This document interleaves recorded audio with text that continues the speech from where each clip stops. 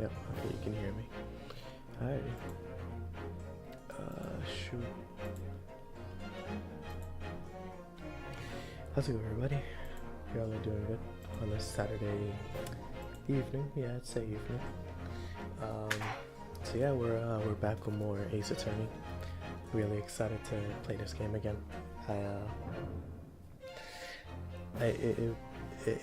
Oh wow, good lord. It took a little bit for me to come back to it, but that was because I'm still working on the video, so the streams are gonna be a little inconsistent until I can finish the video. But I will say I am halfway done, which is great. I have about 23 minutes worth of footage right now, so it's looking to be a decently long video. So be prepared for that. Really putting some, what's it called? Really putting my all into this one, honestly. So it's gonna be crazy, but we ball. So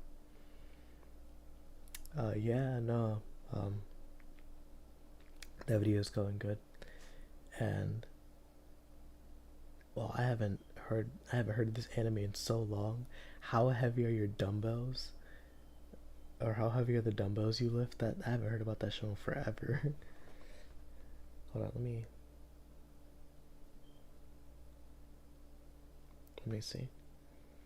Yeah, it come out back in like 2022, like the anime or something like that. Crazy. But yeah, anyway, so that aside, we ball.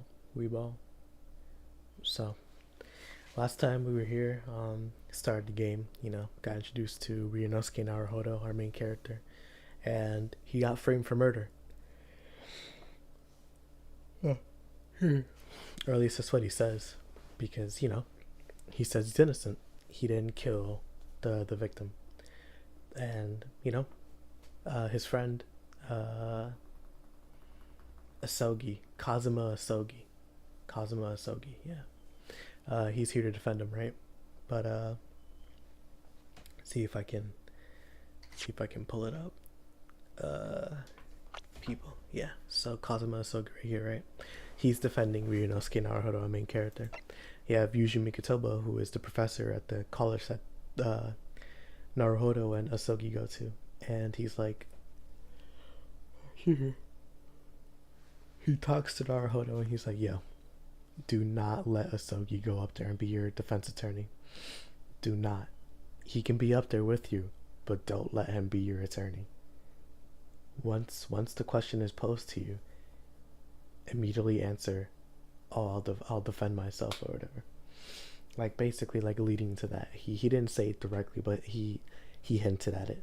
So once he was up there, Naruhodo started defending himself, right? Of course, this is the tutorial case, so he's not good at it, but you'll see as the game progresses. You'll see. This is the prosecutor. Takatsuchi Aochi. He's the prosecutor. This is our buddy in crime. He would be the defense attorney, but how things played out. There's the victim, John H. Wilson. This is one of the witnesses.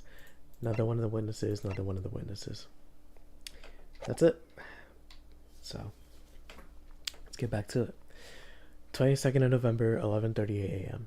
Supreme Court of Judicature, Defendant's Antechamber 5. The music in this game is so good. Okay. Excellent work, Ryunosuke. That was superb. My heart was in my mouth the entire time. It was almost unbelievable. I mean, looking at you in there. You were drenched in sweat, your eyes popping, your knees knocking, and you were grinding your teeth. It was a grim sight. Before I knew it, he started finding inconsistencies in your testimonies. I think you might have a natural talent for being a lawyer. Forget it, it's terrifying. If I get through this, I don't ever want to see the inside of a courtroom again. Anyway, looks like we've exposed your phantom lady at last. Miss Giselle Brett, a student from Great Britain, is she? That's what I was trying to tell everyone from the start. Dr. Wilson wasn't alone. There was a young woman with him, like I've been saying all along. Yes, you have, haven't you? I might not be overly confident in a courtroom, but my powers of observation are one thing I'm sure of. Yes, I can see that. So, about this young gentlewoman. Thanks to our detective friend, she was hastily escorted from the scene. It seems. Did you see what happened with that? Oh, did I did, okay.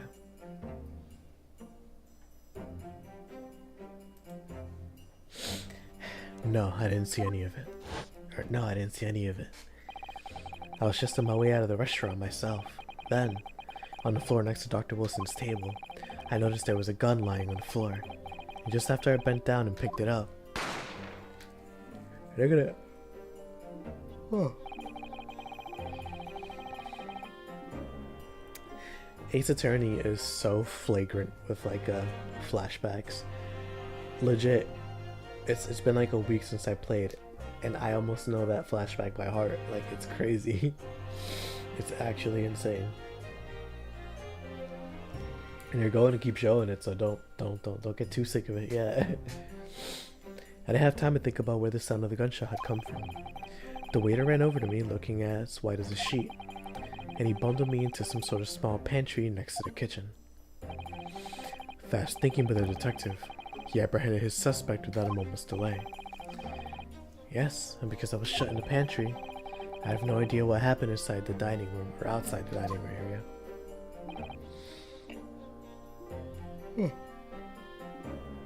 Excuse me, sorry. Ah, there you are. Well done, both of you.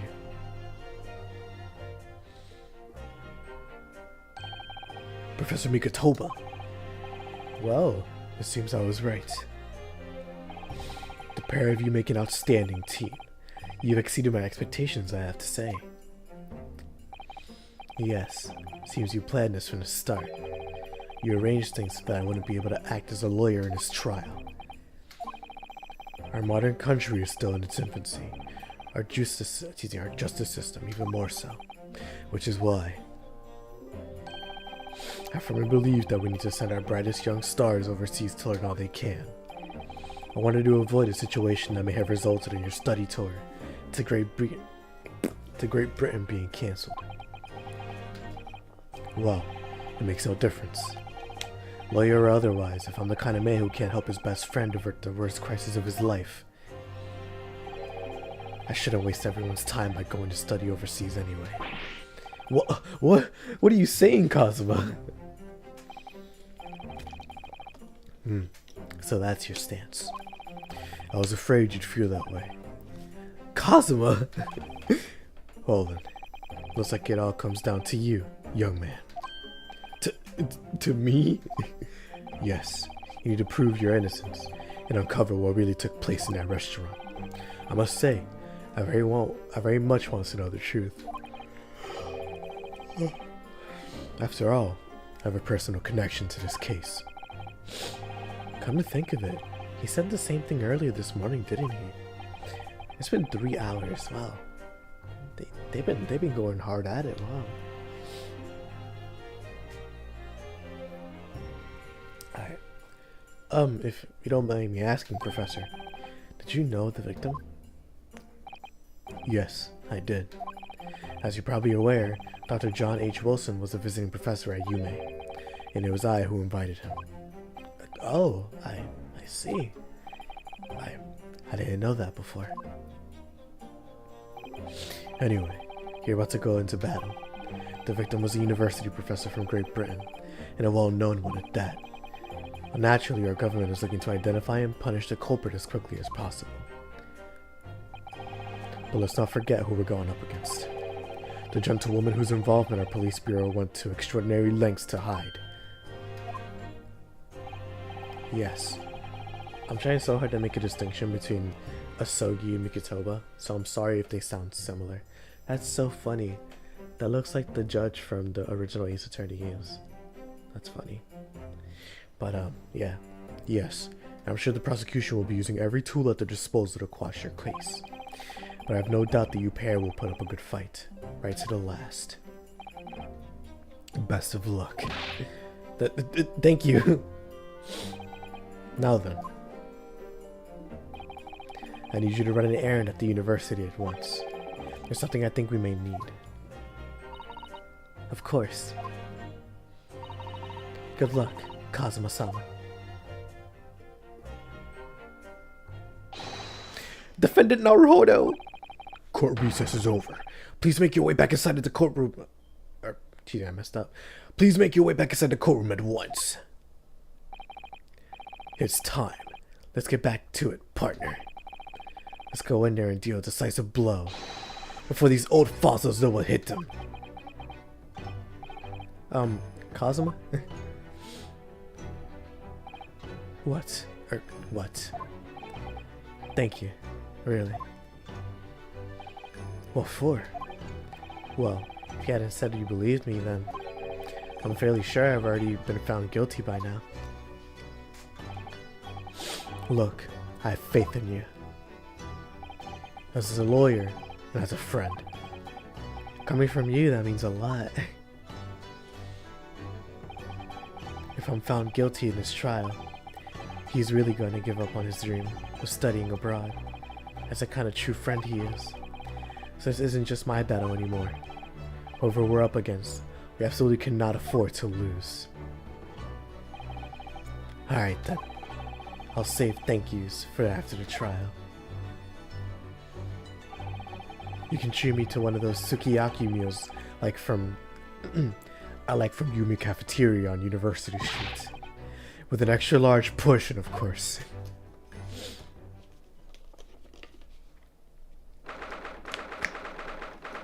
Yeah, I was gonna say 12 p.m. 22nd of November, 12:09 p.m. Supreme Court of Judicature, Courtroom 2. It's so funny. This is just, it's a court drama.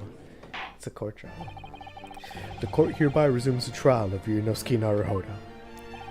Prosecutor Aochi, have you managed to subpoena the witness? Huh. Never had to read that word aloud before. Gotta make sure I know what it means. A writ ordering a person to attend court. Summon with a subpoena. Okay.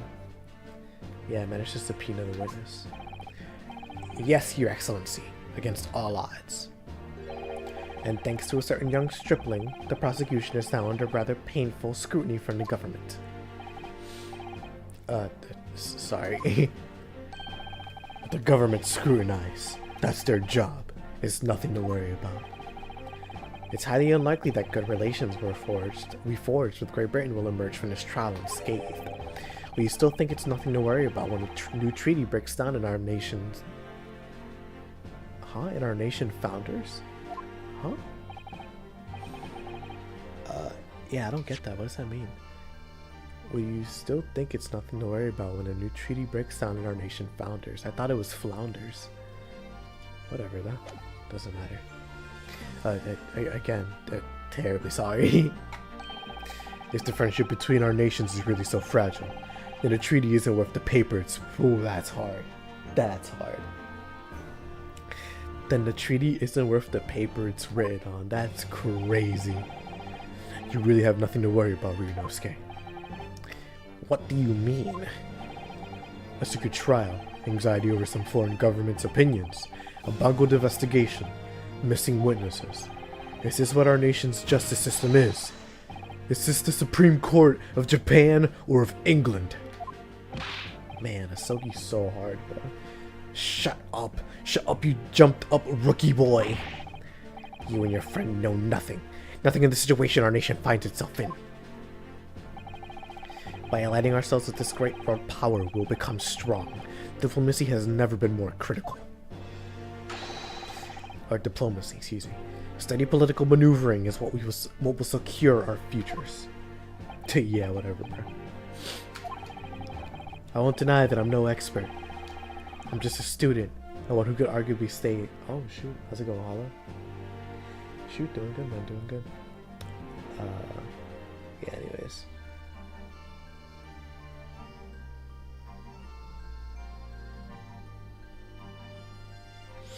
There you go. I won't deny that I'm no expert, and I'm just a student, and one who could arguably study harder too. But standing here in our Supreme Court, there is one thing that I feel very strongly. A country that fails to uphold the truth in its justice system is a country with no future at all. Damn. Naruhodo with the bars. Good lord. Look, that's a real lawyer right there. Well said, Ryunosuke. Despite the wide-eyed look of terror. You little brats! Thank you, Counsel. This court is the pinnacle of our nation's justice system, and exists solely for the pursuance of the truth. With that in mind, this trial will now resume with the next witness taking a stand. The visiting student from Great Britain, Miss Giselle Brett. Yes. Your Excellency. Giselle Brett.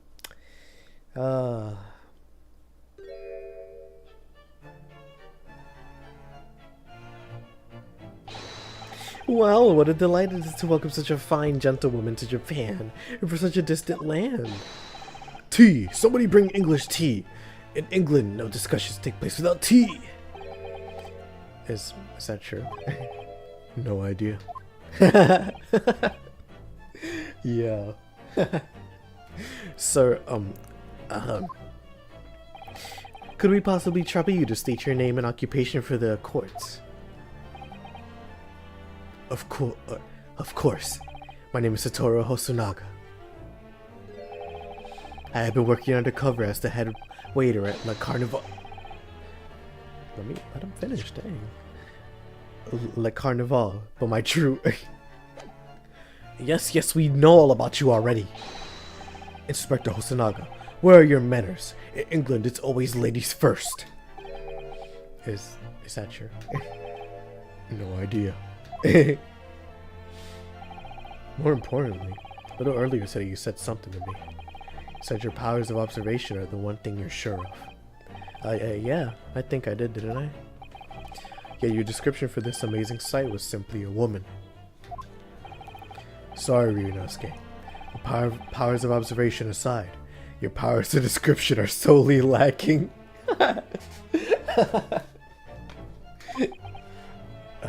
Guilty. So, dear lady, once again, if we may trouble you for your name and occupation, please.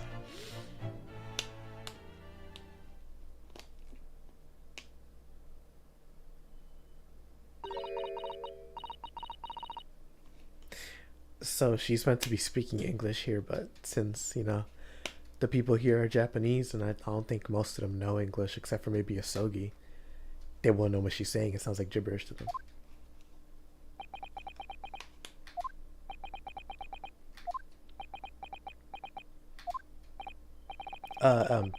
Terribly sorry, dear lady, but, what? Okay, Hosonaga knows English, yeah.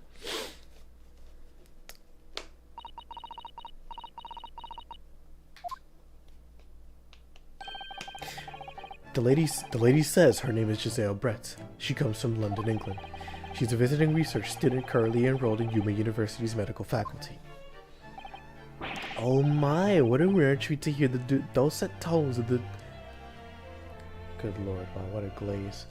Oh my, what a rare treat to hear the dulcet tones of the delightful English, or the delightful language of the British people. I'm afraid I don't understand a word you said, but it was as beautiful as a hummingbird's song.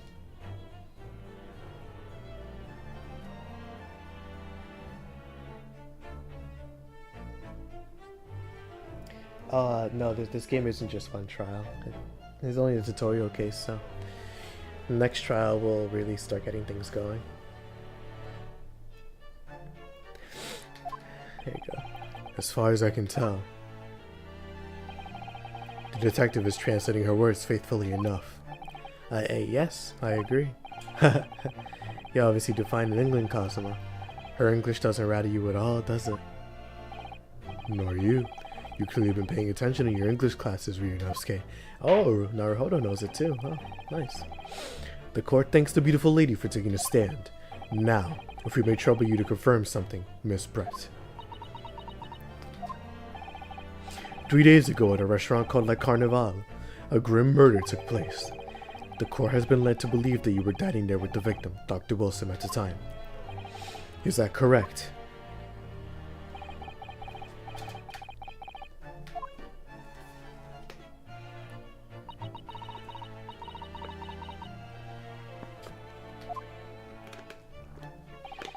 She says, yes.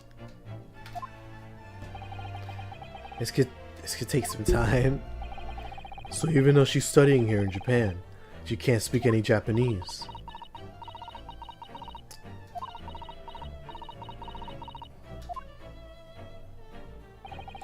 She'd like to apologize for disappearing from the scene. She says that she was due to make a presentation at the university, so she had to leave immediately. Interesting. Were you the one who engineered her escape? Now she's following special orders from the Bureau. Well now, dear lady, would you be so kind as to cast your eyes over this photographic print? Seeing as you were so unfortunately present at the scene of the crime, could it be that your resplendent eyes caught sight of the wicked perpetrator, perhaps?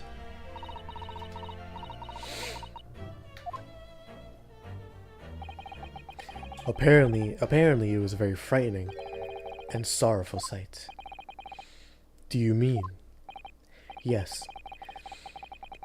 It would appear the lady did witness the crime.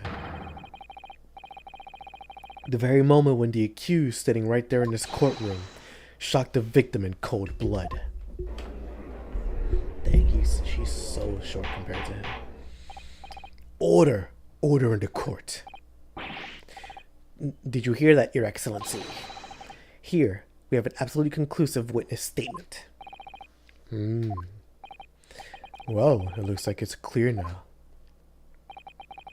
Clear who our real enemy is. Unfortunately, I will have to ask you to formally testify, if you please. Kindly tell the court the exact nature of this frightening and sorrowful sight you described. There you go.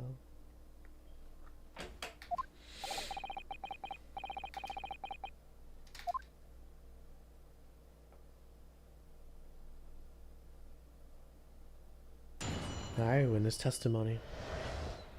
A frightening and sorrowful sight.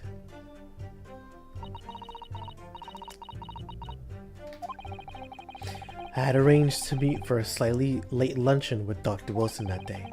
The professor wasn't able to eat, so I ordered for myself only a beef steak. After a while, the accused came over to greet the professor and they got into a fierce argument. Then, not long afterwards, the accused took the professor's gun and shot him right before the eyes. Shot him right before my eyes.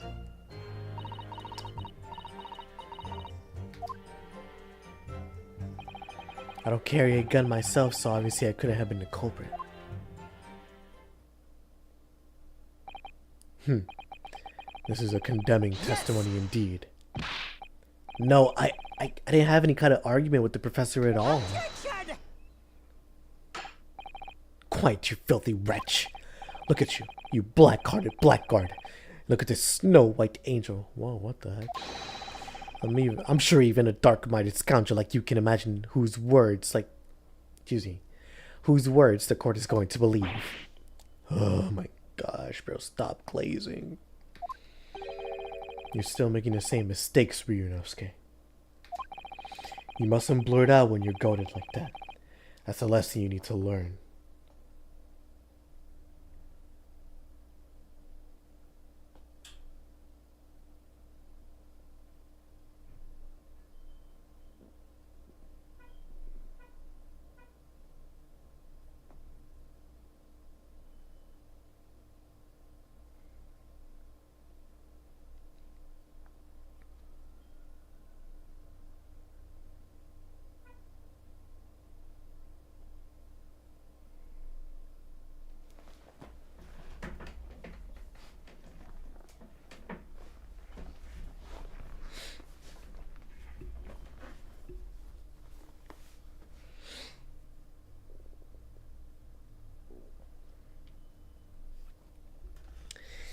Alrighty.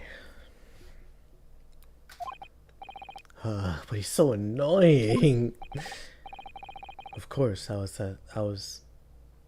at the scene as well. I took statements from this lady and the two witnesses who testified before, and reported back to the bureau. I was decided that Miss Brett was not involved, so I let her go. The testimonies of the last two witnesses were completely worthless, however. Well, even so.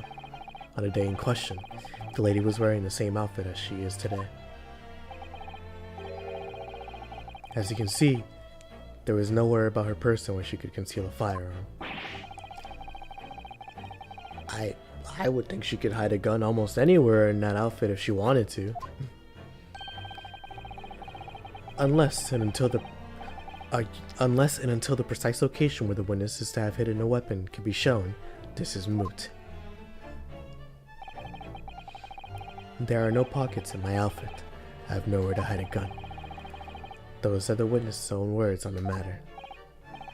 Oh, that's ridiculous. If only I was allowed to lift up her dress, I could Naruhodo. Yeah, chill out, bro. Don't think about doing anything rash, Ryunosuke. But I didn't fire the gun I picked up. There must have been another gun there that day. You're right about that. Which means this lady was hiding a gun somewhere. Yes, that's what we have to prove now. And to do so, we will need to pull her testimony apart.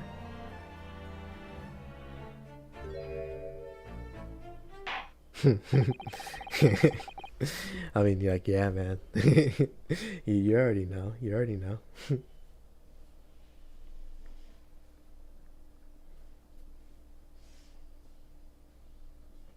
There you go. Alright, the defense may now cross-examine the witness.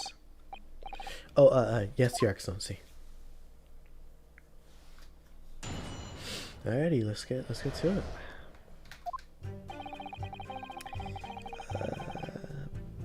Yes! After 2 p.m. Well, wait, actually. There you go. I had arranged to meet for a slightly late luncheon with Dr. Wilson that day. After 2 p.m., in fact. It's really quite a late luncheon, isn't it? You don't keep up with the latest fashions from Britain, do you? Late luncheons are in vogue. Isn't that right? No. The decisive English no has quite a sting to it.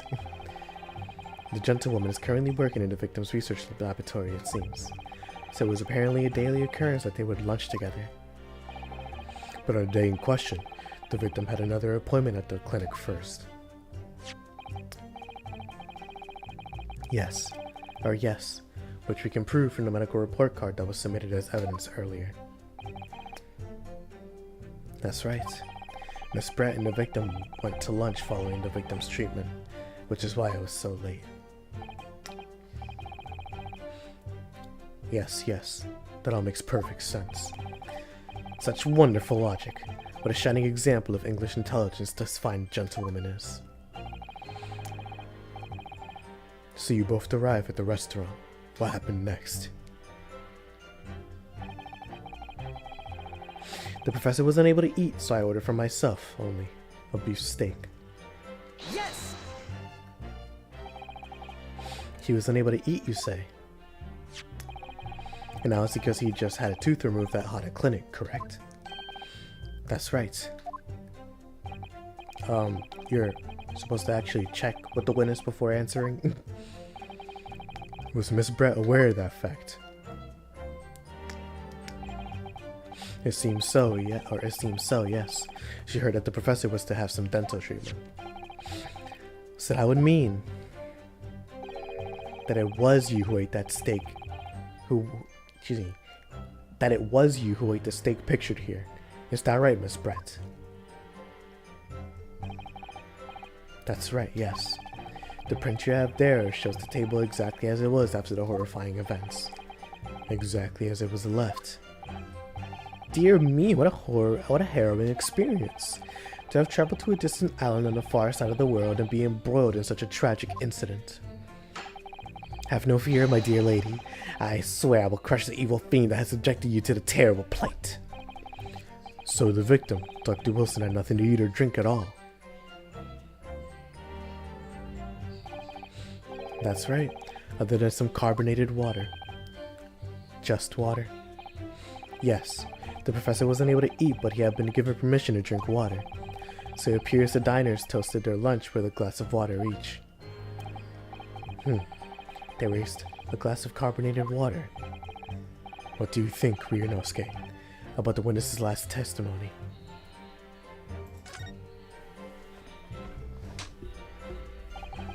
That last statement of yours, Miss Brett, has a profound bearing on his case.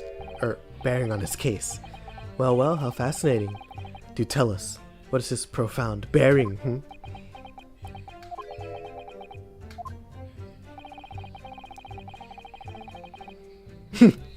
The significance of the statement will become apparent when the time is right.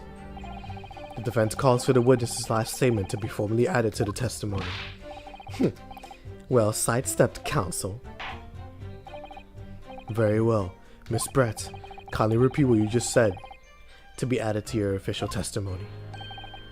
Gladly, she says. That was brilliant, Kazuma. I'm gonna remember that one. Which one? The significance will become apparent when the time is right. I can really use that phrase. I'd hope there are some more useful tips you're picking up from this experience than that, Ryunosuke. Could increase the speed of like the text, honestly. Gameplay subtitles.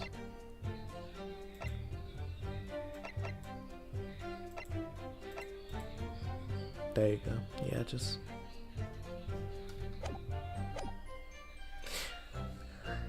yeah, steak, whatever, all that. After a while, the accused came over to greet the professor, and they got into a fierce fight.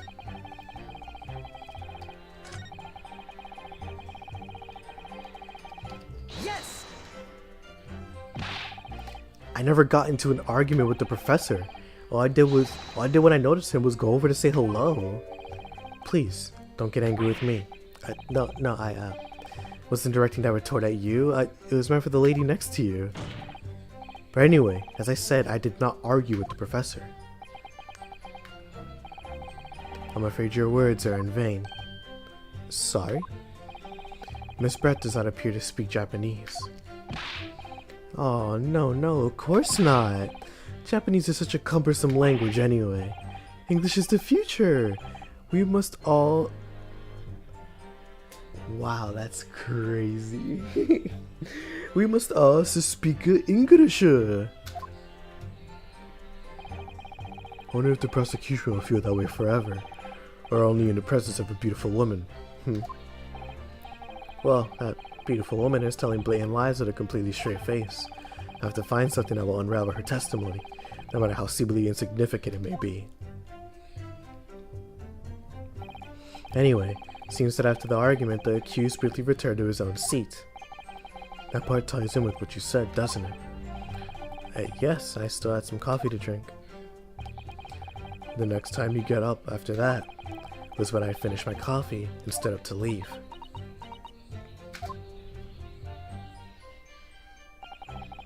Then not long afterwards, the accused took the professor's gun and shot him right before my eyes. Yes!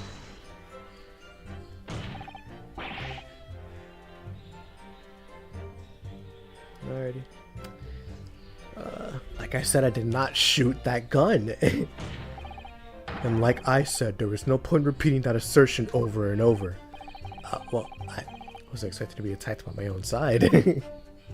He has a point though. Nevertheless, defendant, you cannot deny that when the shot rang out in the restaurant, you had a gun in your hand. Well, yeah, that's true. But all I did was pick up the gun I saw on the floor next to the professor as I was leaving the restaurant. In fact, yes, there was someone much closer to the victim than me at the time. A highly suspicious That will do, you dirty, rotten scoundrel. Dirty? Your baseless accusations could very well cause an international incident, boy. It seems to me that your accusation is just as baseless as ours. What nonsense. The lady is merely stating what she saw. And this is already an international incident as far as I'm concerned anyway.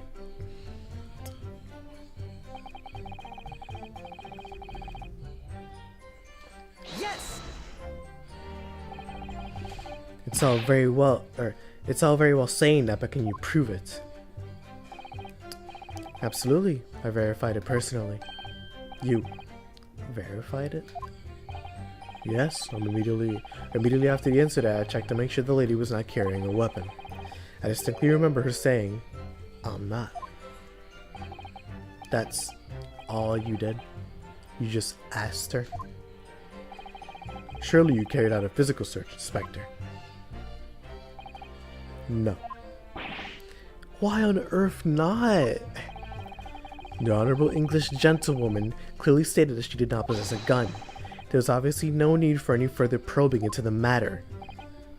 Or, there was no permission given for any further probing into the matter, perhaps. Think what you will. But if you're going to continue with this preposterous claim that the refined lady was concealing a firearm, the prosecution demands that you support your assertions with facts. In other words, he wants evidence. Ugh.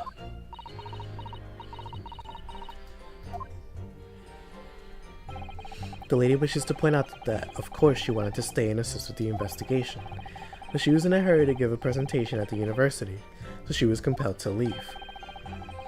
Not to mention the fact that your office had told you to get the woman out of there.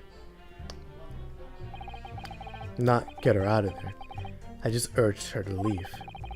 The lady would like to point out that she in no way meant to run away from the scene of the crime, which is why she is only too happy to cooperate and testify here in court today, of course. Unlike a certain student who refuses to admit when the game is up.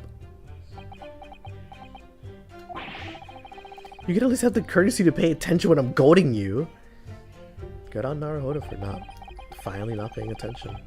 Well, she's maintaining that you got into an argument with the professor, at the end of which you shot him. Which is an out-and-out, totally unfounded lie. Still, her statement is very compelling. After all, she's an elegant, refined, young, and beautiful gentlewoman from Great Britain. In stark contrast, you were dressed from head to toe in a dull black school uniform. Just exactly the way you are, except for the flapping red ribbons. Well, anyway, it's our only chance to expose her testimony as the fiction that it is. If we can't do that, the trial's over. Even with your thick skin must be able to feel the murderous look you're getting from around the room. Only too well. I feel half dead already. And the fact that I can't see a single inconsistency in your testimony isn't making me feel any better either. The first thing to do is press on any of her statements that seem slightly off even to you. Or even slightly off to you. Do that and an opening will present itself, I promise you. I need to expose the true face of this exotic foreigner that's hiding behind a mask. That's what I should be aiming for in this cross-examination. Okay, let's see. Yes! Objection! I already read that.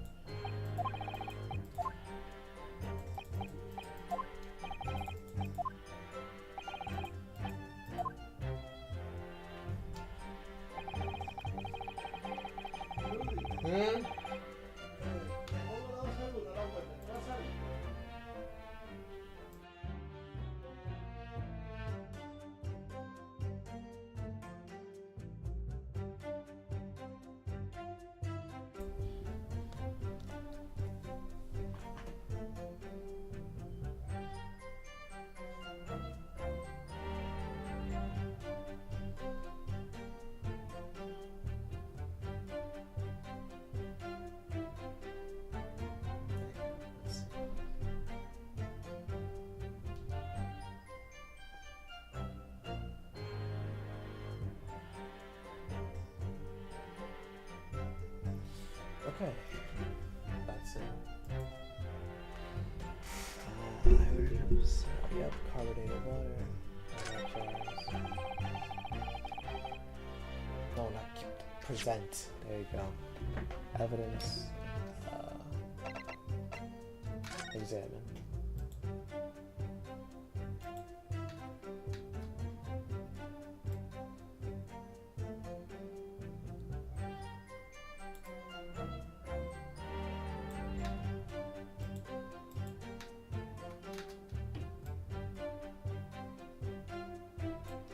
Is everything there? No.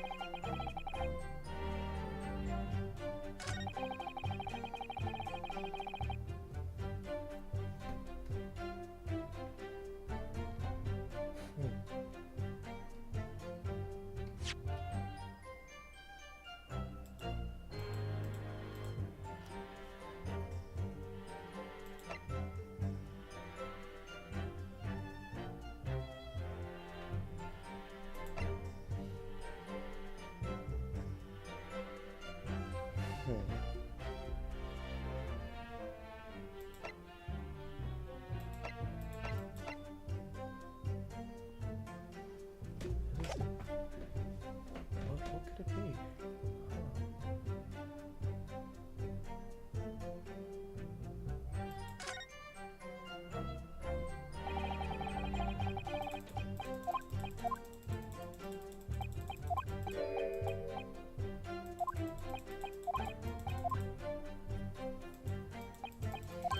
So like right now it's just that for me it's the gun and the water for some reason. I think it might be the water though.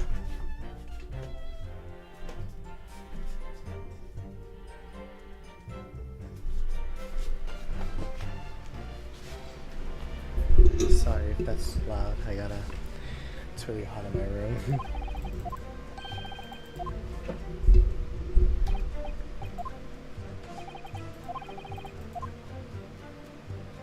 Let me look at something real quick actually.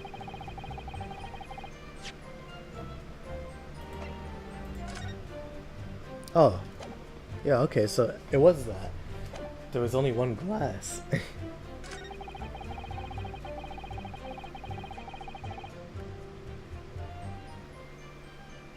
Yeah, there was only one glass. Why? I'll present this. Yes!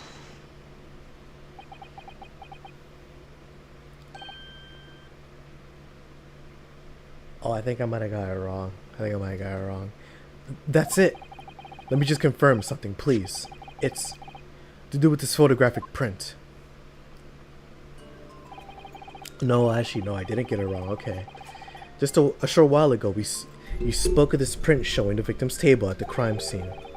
That it was exactly as it was left. That is correct, the young lady says. The lady says, excuse me.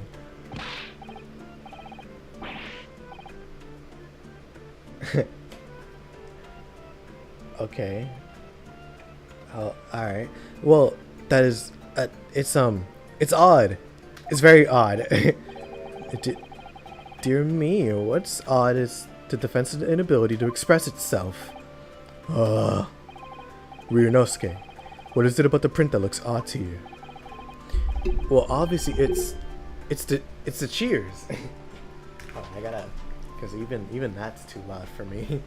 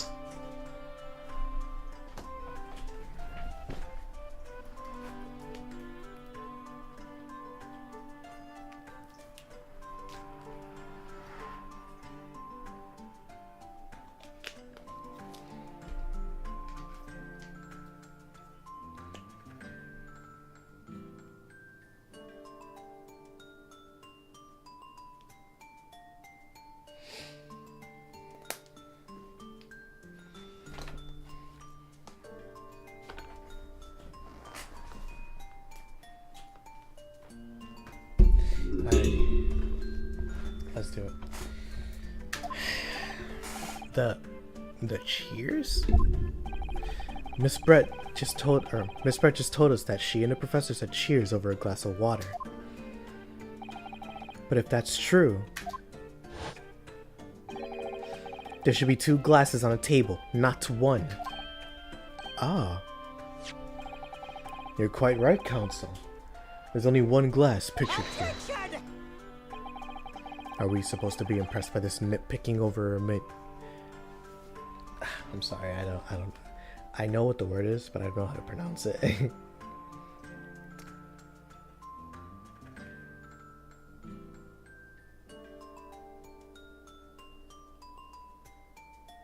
Let's see.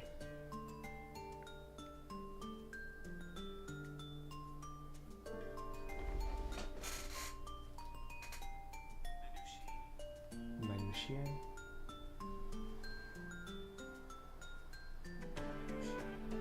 Oh, minutiae.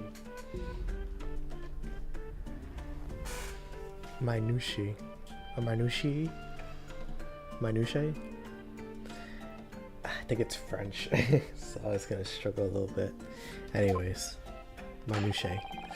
What possible difference does the presence or absence of a glass make on a case? Minutiae, you say? Could it be that the detective here removed the glass from the table to conceal the lady's presence? Of course not. I would never do something so reckless. But there should have been 2 glasses on the table. Or are you going to try to tell me you could only clink with 1 glass? You're quite right. I certainly took 2 glasses to the table.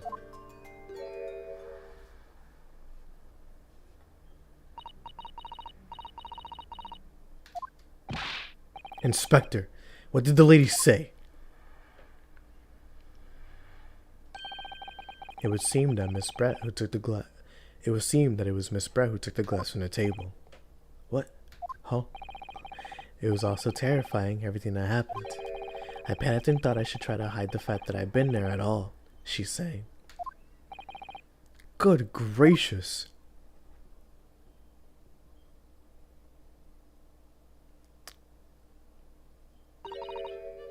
Sorry.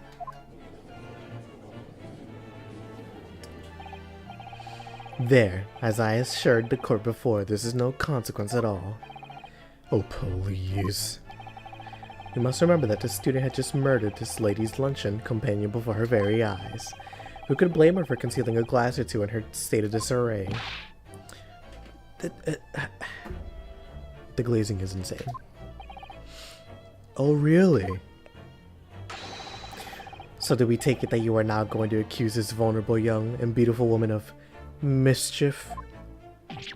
What? Huh? No. This can't be put down to mischief. I'd like to know exactly how the lady took the glass from the scene.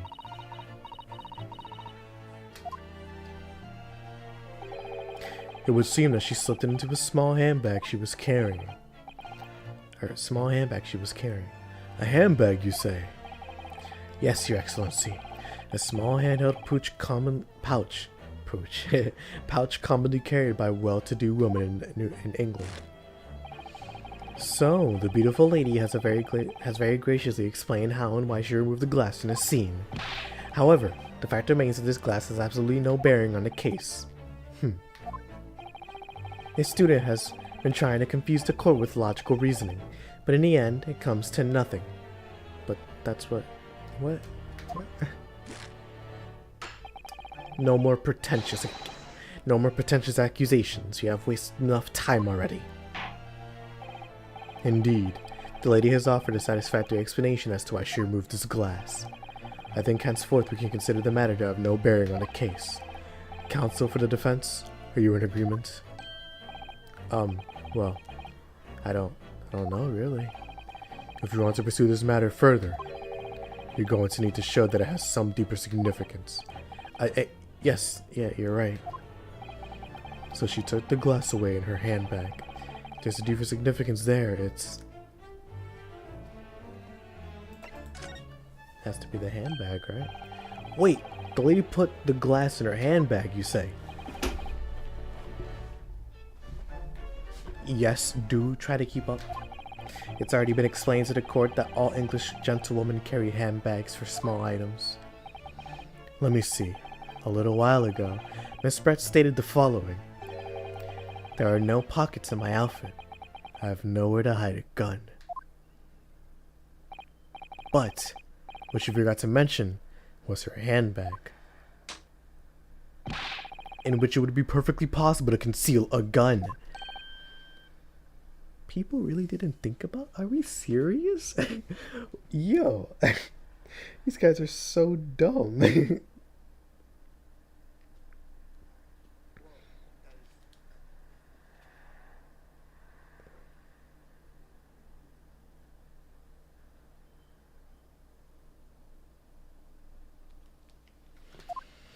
You're right.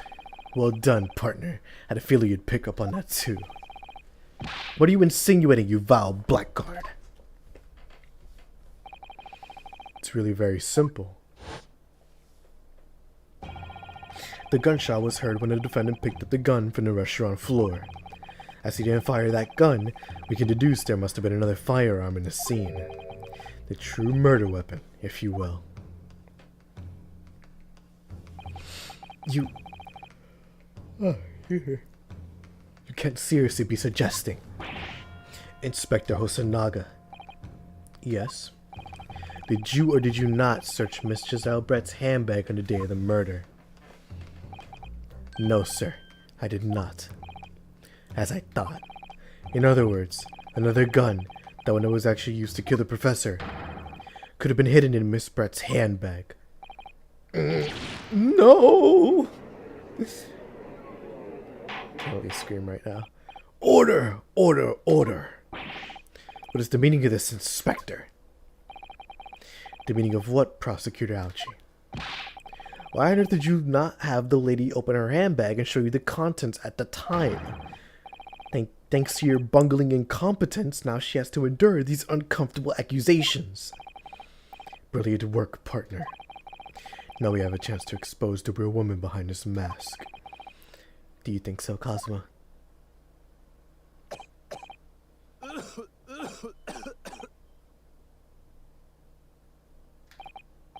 Well, what a sorry situation.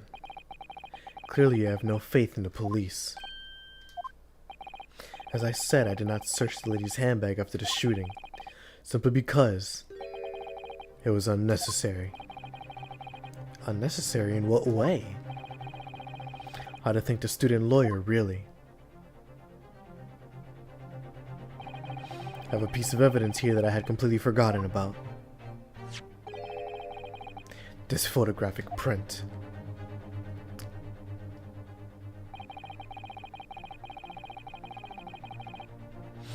The print of a photograph that I thought would be prudent to take immediately after the shooting. As you can see, it clearly shows Miss Brett's handbag.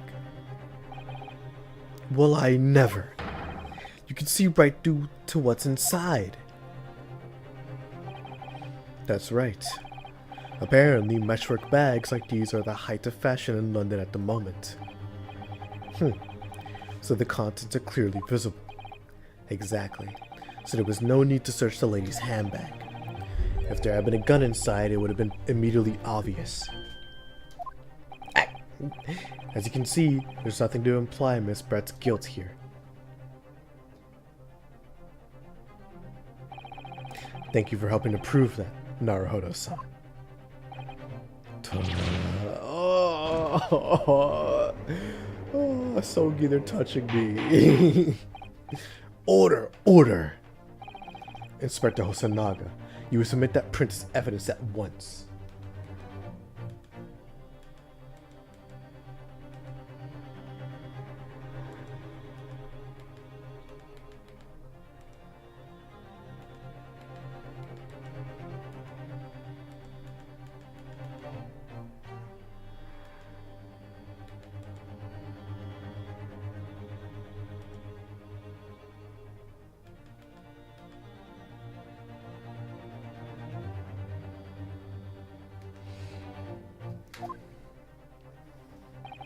Certainly, Your Excellency. The photograph of the handbag has been entered into the court record. A photograph taken by Hosonaga-san after the incident occurred. It shows Miss Brett's handbag on a chair by the victim's table. I think you had long enough to cross-examine the witness, counsel. The court has now been shown considerable evidence.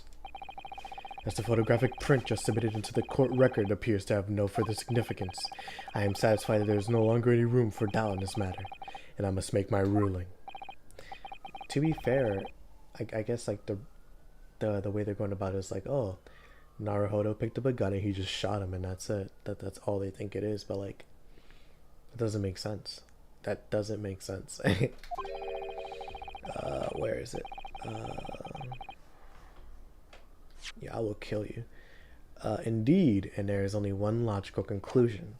That pathetic rookie slumped over the bench before us is the only possible perpetrator of this crime. No. Just when I thought I was beginning to turn things around, I'm in a worse situation than when I was at the start. Oh, even Asogi is like, oh shoot. Kazuma. I'm sorry, Ryunosuke. Now that the cross-examination of the witness is over, there's no way to force the trial to continue. What? You mean this is it? I must say, you put up quite a fight for a rookie student, but the weak are meat while the strong eat. You are wasting your time. There is no way to defeat true justice. A fact you can chew on to your heart's content from the inside of your cell. This can't be happening. Am I really going to be found guilty of a crime that I didn't commit? And Kazuma, his dream of going to study in Great Britain will slip through his fingers. Kazuma. What? Is there really no chance now of turning this trial around? You heard the judge. There's nothing about the last photograph the detective produced that we can contest.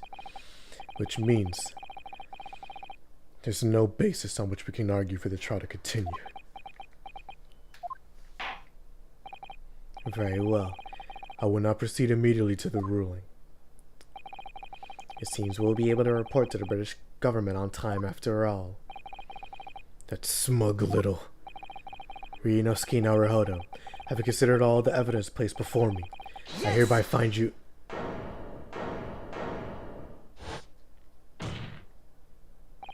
Wait, Your Excellency. Ryunosuke? I don't think you can rule this... or do you... or do you can rule on this case just yet? This amateurishness is getting tediousness. Oh, I'm messing up today, good lord. This amateurishness is getting tedious. When His Excellency deems that the trial is over, he gives his ruling. That is the most basic protocol of the courtroom. Yes! Your Excellency, just a moment ago you said this. As the photographic print just submitted appears to have no further significance, there is no longer any room for doubt in this matter, and I must make my ruling. Now that means that if there was a problem with the evidence, some significant detail, then the ruling on a case at this time would be out of the question. Objection! This is blatant. Oh wow. This is blatant straw clutching. Look at this photographic print. It all shows... Oh my goodness. All it shows is the handbag of the gentlewoman who was carrying... I can't talk today, well. All it shows is the handbag the gentlewoman was carrying on the day in question. There could be no problem with this evidence. You better know what you're doing, Ryunosuke. I understand your objection, counsel. Certainly, the new evidence submitted by the detective has now undergone the court's scrutiny. However, I fail to see how we can glean any new information from this handbag. My thoughts exactly. Really? Oh my gosh. Really, the prosecution is becoming tired of this rookie's desperate wheezes. Yes, I am desperate, but this isn't a wheeze. There's something about this photograph that just doesn't seem right. I feel like I could put my finger on it. Very well, I will grant the defense one final opportunity. What? But be warned that I am unsatisfied by your response here. The trial will be over with immediate effect. Do I make myself clear? Yes, Your Excellency. So, take another look at the photographic print Inspector Hosonaga submitted before. You will identify for the court where in this print we see the significant detail to which you alluded.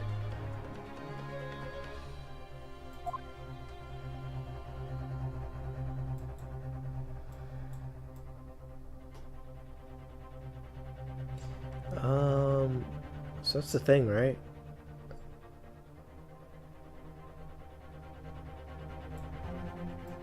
Is there nothing on the floor? I guess it would be this, honestly.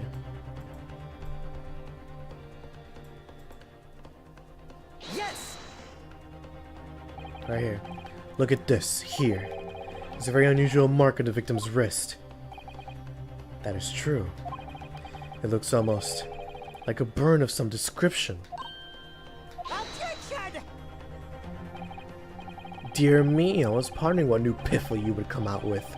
A burn, you say, on the victim's wrist.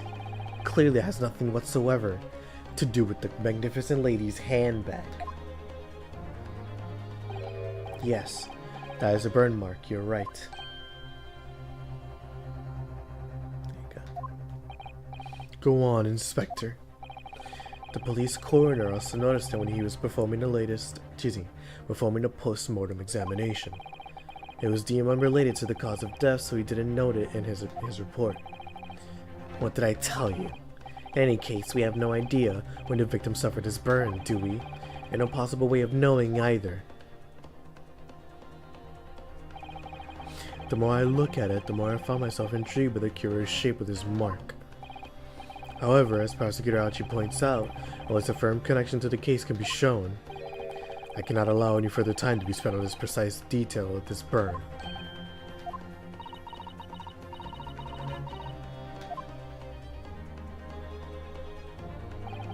Excuse me, Your Excellency.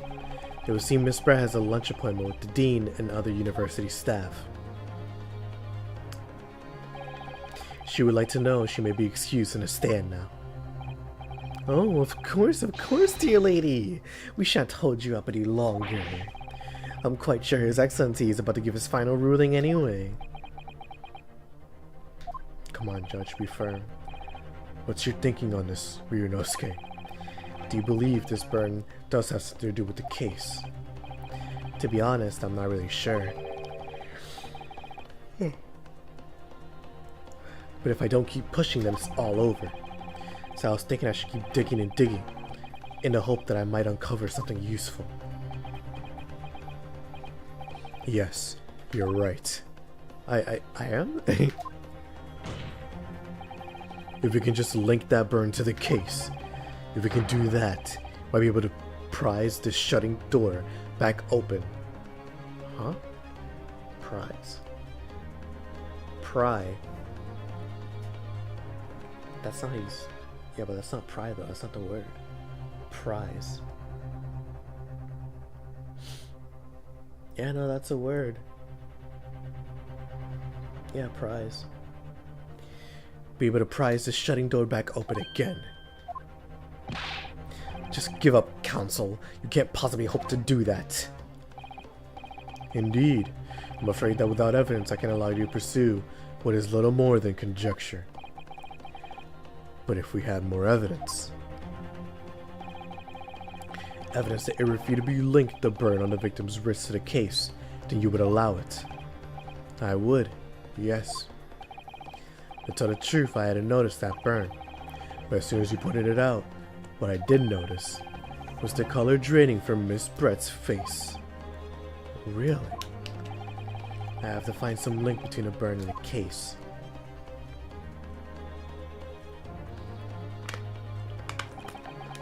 It's the moment of truth. Moment of truth and justice. It's time to find some evidence that proves what that burn really means.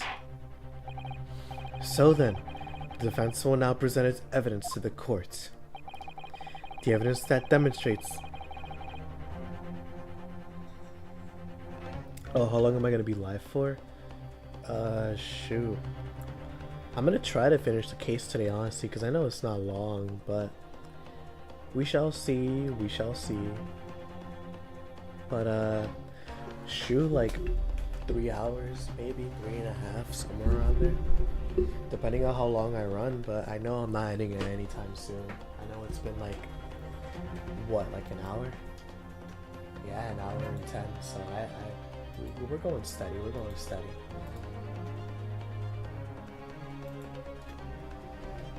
Alright. The evidence that demonstrates an inextricable connection between the victim's burn and this trial. Postmortem. The coroner.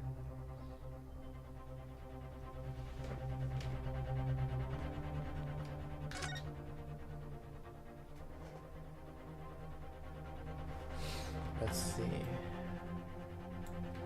can't be this. It can't be this.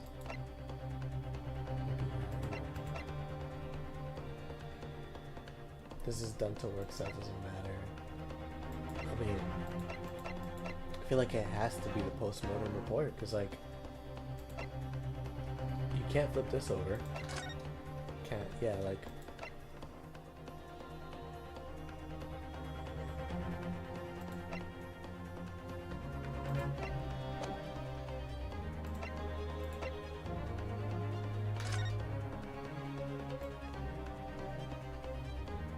That's same as always, that's fine.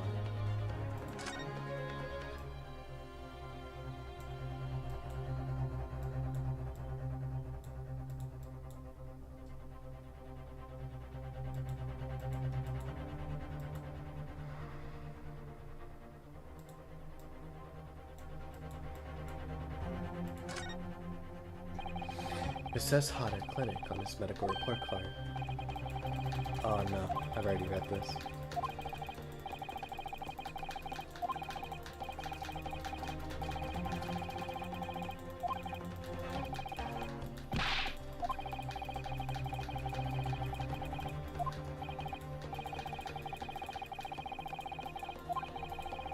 Yeah, no. So even this wouldn't work. It has to be this thing. Yes! The victim's burn is clearly related to this piece of evidence in the court. Objection! No, that's wrong. That's wrong. And explain to the court. Oh, well, actually, let me see. The victim's burn is clearly related to this piece of evidence in the court record. And explain to the court in 5 words or less what the nature of that connection is. Well, it's obviously, thank you. 5 highly illuminating words. What? As I suspected, the rookie student is bluffing. Again. Okay, no, yeah, I lost it. You've been burned there, but you've been burned there yourself, Ryunosuke. Sorry. I feel like I've seen the shape of that burn somewhere before, though. We'll do the court record again. Carefully this. Fine, alright. I have to find some link between the burn and the case.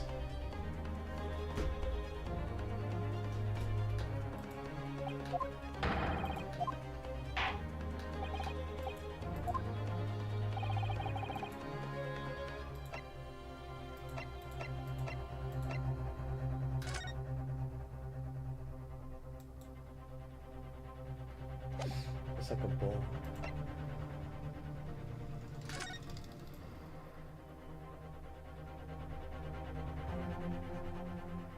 You know, it can't be this either. Like this. Oh. Oh, that's where he saw it, of course. Alright, so there's anything else. Yeah, he saw it right here. Yes! Isn't this then? What's this, Counsel? Yet another print. Yes, Your Excellency. I believe photographic prints are an amazing invention. When we humans look at the scene, we miss things. But in a photograph, things we may have overlooked at the time are recorded forevermore. Do hurry up, rookie. What are you trying to say?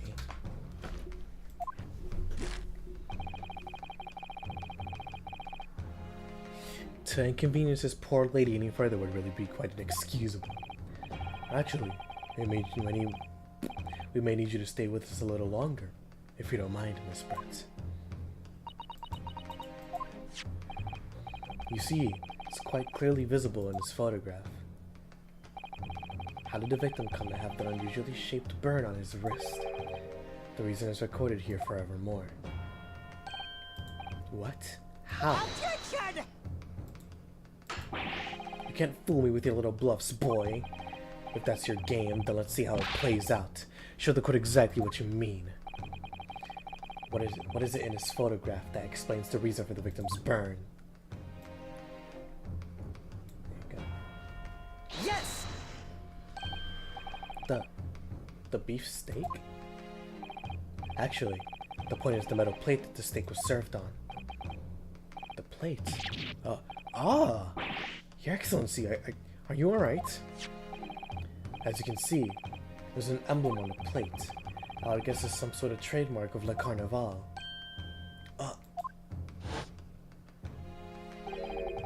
This emblem on the plate. And the victim's burn are exactly the same shape. Ryunosuke, you genius. You're spot on.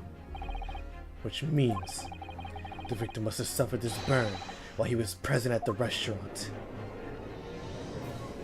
Objection! But even if that's the case, we can't know if it happened on the day in question or not. It could have been a day before, or a day before that. It most likely happened at some other unrelated time. Well, Objection! Sadly, Prosecutor Ouchi, The chances of that are extremely slim.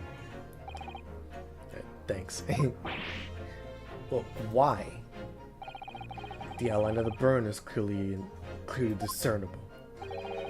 Such a serious injury would have caused quite a commotion in the restaurant. Wouldn't you agree, Inspector Hosonaga?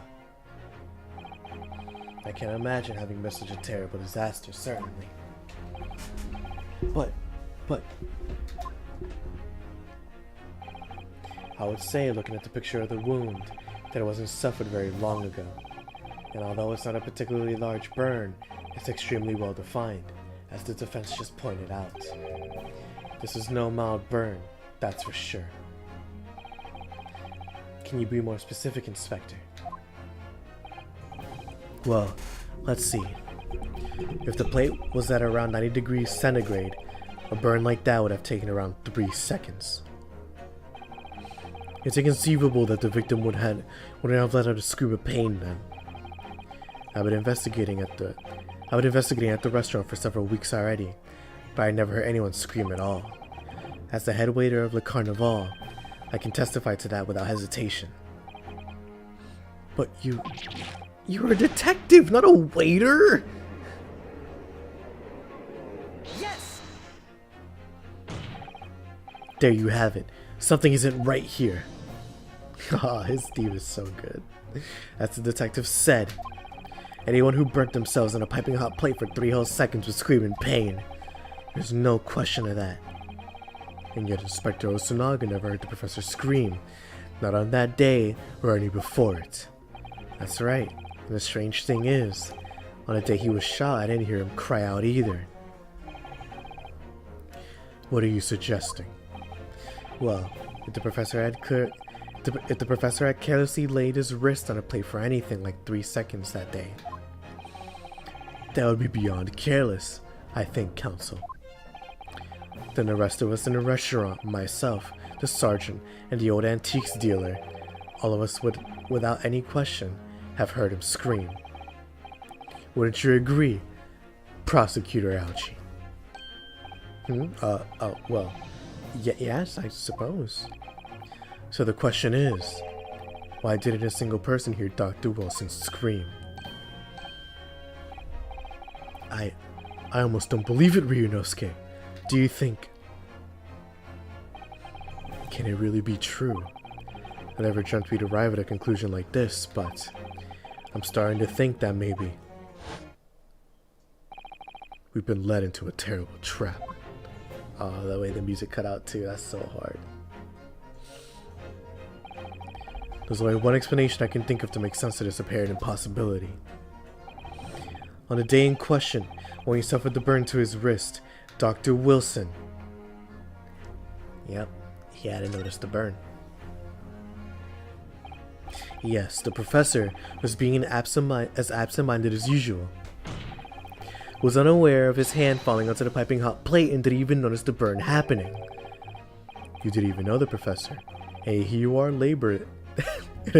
are laboling him as a bumbling scatterbrain. Huh?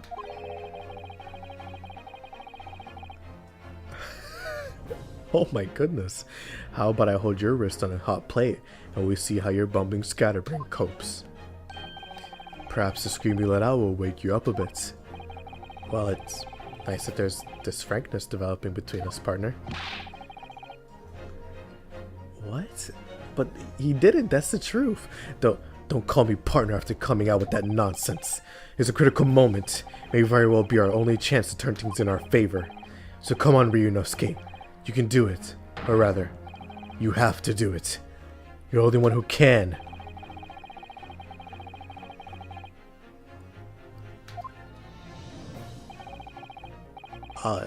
I guess I was wrong.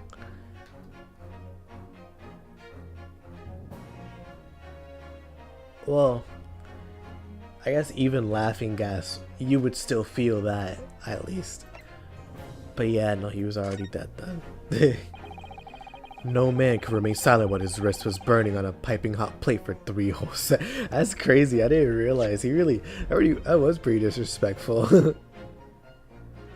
Don't call me partner after coming out with nonsense like that. That's crazy. Wow, he was really offended by that. There you go. Yeah, I already read this. That's clearly impossible, apart from one in particular situation. Counsel, are you suggesting? Yes, it's only one possibility. If the man was already dead. Already dead?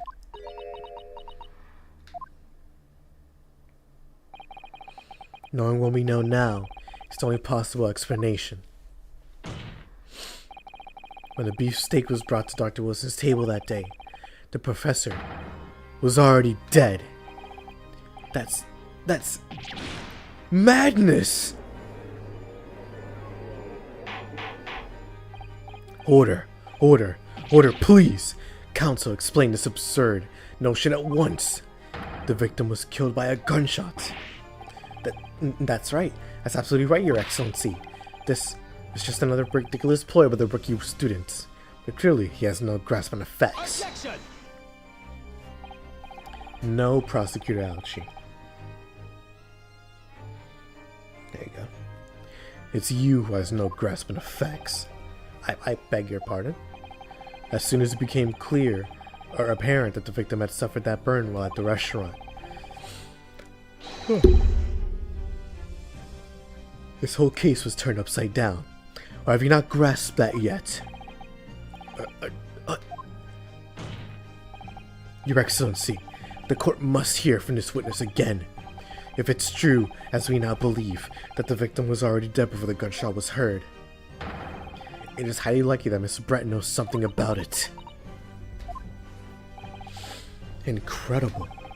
I certainly didn't anticipate this twist of events. I'm sorry to say, Miss Brett, that you will have to forget your luncheon engagement. But, Your Excellency!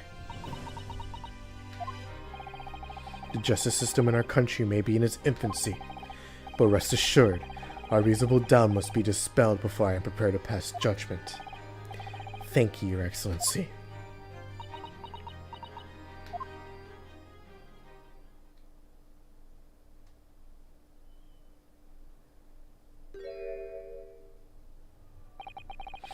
What was that smile? Yes, of course. I mean, I'd be delighted to help. Especially if there was relations between my country and yours. What? Miss Brett, you speak Japanese.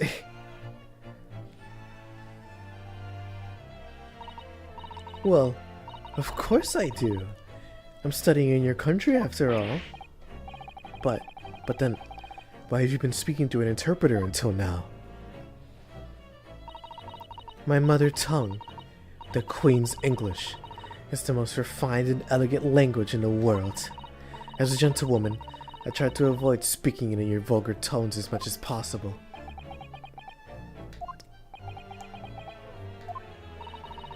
But it seems the men in this land possess none of the chivalrous virtues of English gentlemen. So I can see that I shall have to lower myself to communicating with you all on your own level. You are the epitome of a true Englishwoman. We are truly honored by this lavish consideration you so graciously afford us. I see. In that case, Miss Brett, I will now ask you to testify in your own words about the events leading up to the death of the victim, Dr. Wilson.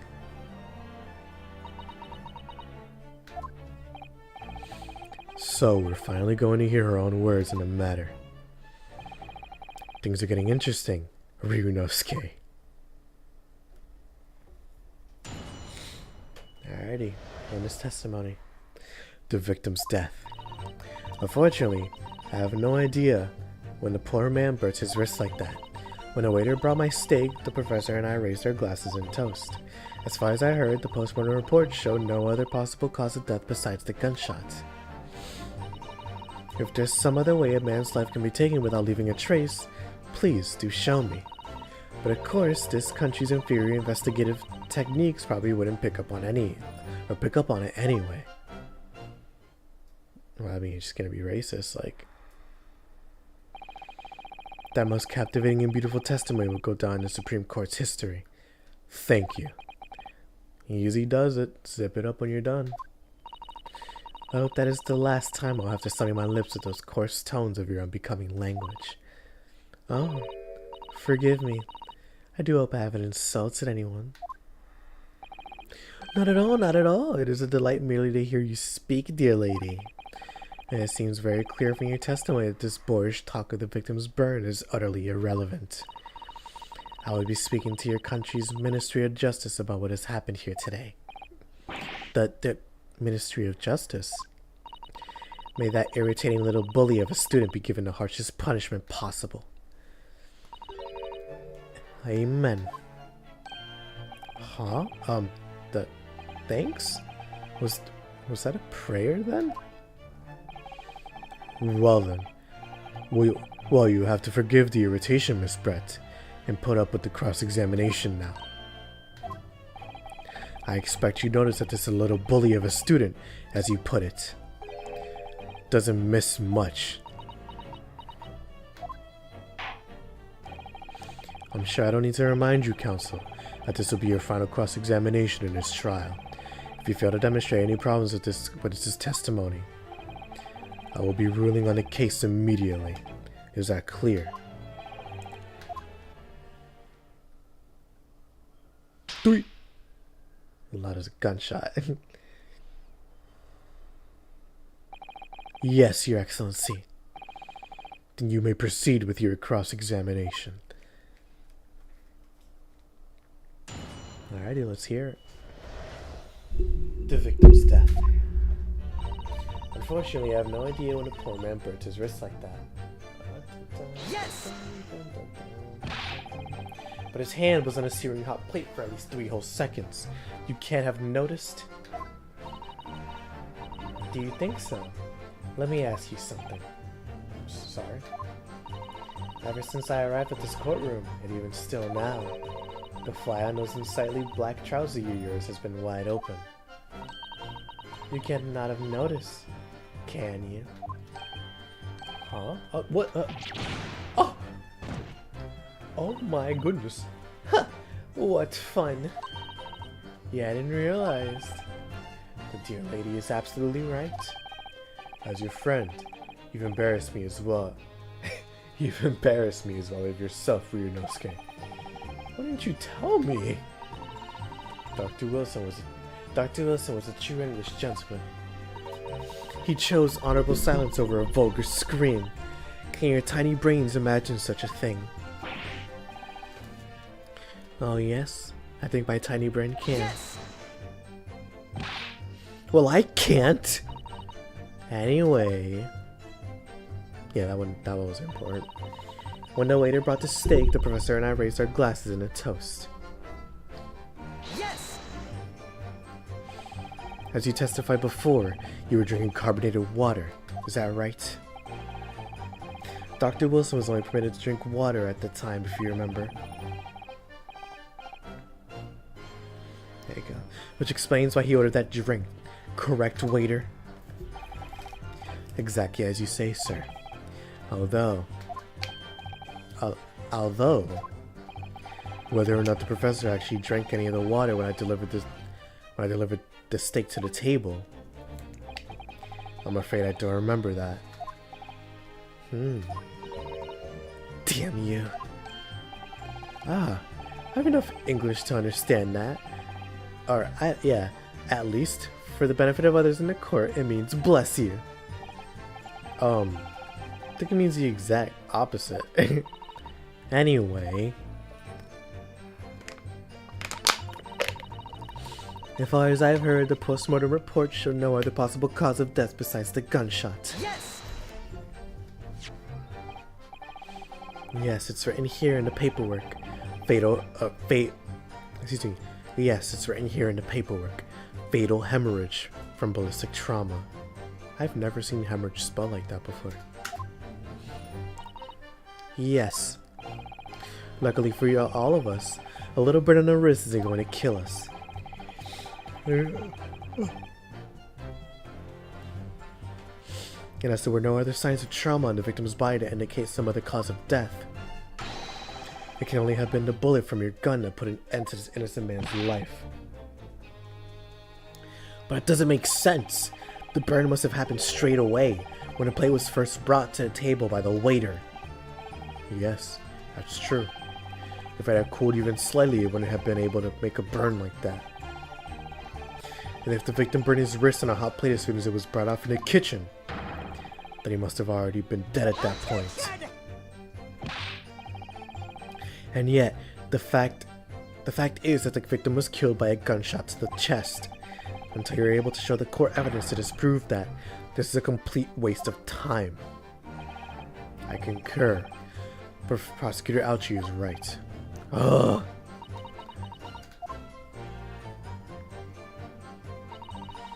If there's some other way a man's life could be taken without leaving a trace, please do show me. Yes! There is. Without leaving a trace. If someone is shot, or strangled, or stabbed, or thrown from a height, however a person's life is taken, there are always telltale traces on the body. Quite right, dear lady. And as our police force has thoroughly examined the body of the deceased, there can be no doubt. Isn't that right, Inspector Hosonaga? As I've said, I always aim for a flawless investigation. There would be physical traces without those causes of death, that's true. Maybe there's some other way of killing someone that doesn't leave a mark. If, heaven forbid, you doubt me, young man, you're going to have to tell everyone how exactly you think the professor did lose his life. Otherwise, I'm afraid your argument falls rather flat, doesn't it? Oh no, perish the thought, calling such a sweet young lady's innocence into question. On my honor, I, Takatsuchi Aochi, will cut down any who dare cast such aspersions, excuse me. A way of killing someone that leaves no trace. We need some evidence to back us up here. Yes, evidence. But of course, this country's inferior investigative techniques probably couldn't pick up on it anyway. Inferior? What do you mean by that? In the lands of the Great British Empire, the police store everything found at a crime scene for later examination. But in this country, you investigate once, and that's the end of it. Isn't that so? Quite right, La Carnival is open for business as usual today, just days after the incident. Exactly, which means that even if the investigation takes a different direction, vital evidence may be lost. It doesn't even occur to your naive detectives to try to preserve the crime scene. I'm trying to be as tactful about this as I can, you understand? A killer blow. The lady is as formidable as she is beautiful. Amazing. He's actually admitting our police may be flawed. Perhaps Prosecutor Aochi is finally starting to see sense. I very much doubt that. Still, nothing about what Miss Brett just said. There's a moment before where something didn't seem quite right.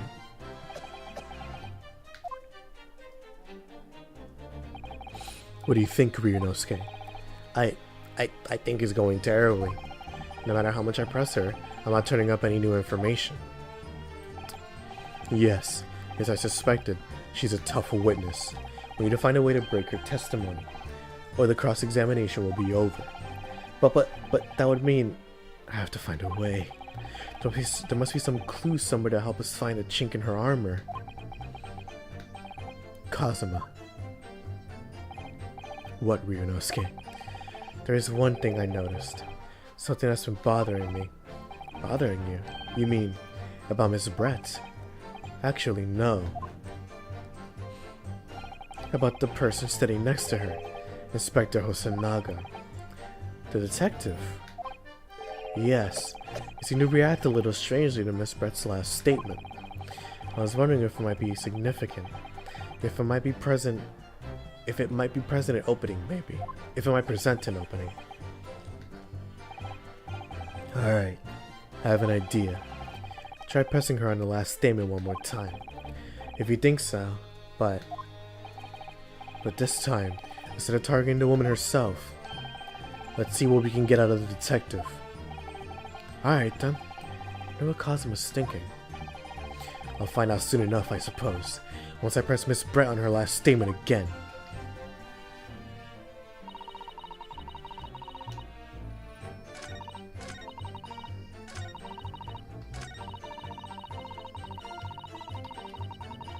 Yes! Inferior? What do you mean by that?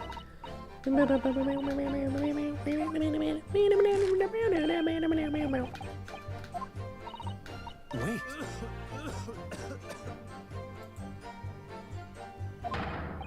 Yes, there it is again. The detective's reaction is just the same as before. Why? Up until now, the detective has been in stand with Miss Brett as her interpreter. But things are very different now.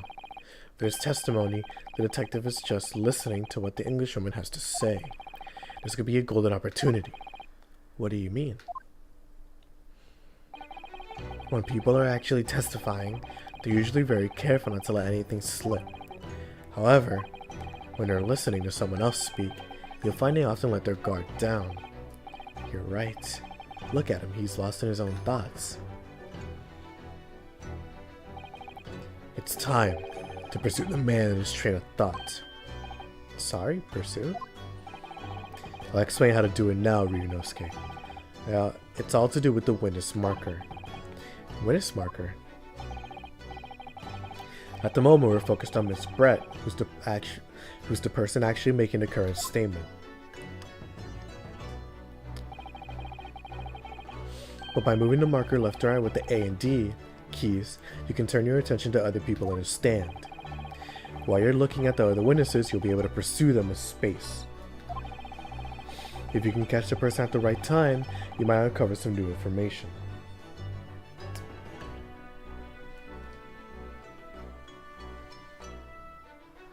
There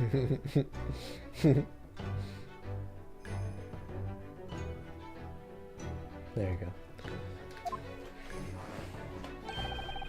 If you ever notice a strange atmosphere among the people on the stand, take a good look around. Alright then. So first I should move the marker across with A and D keys, with the A and D keys, and focus on the detective. Then pursue him with the spacebar and see what's on his mind. Here we go.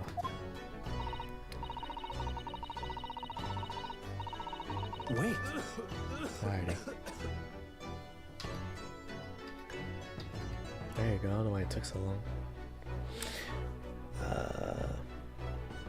Pursue. Excuse me. Whoa. What is the meaning of this?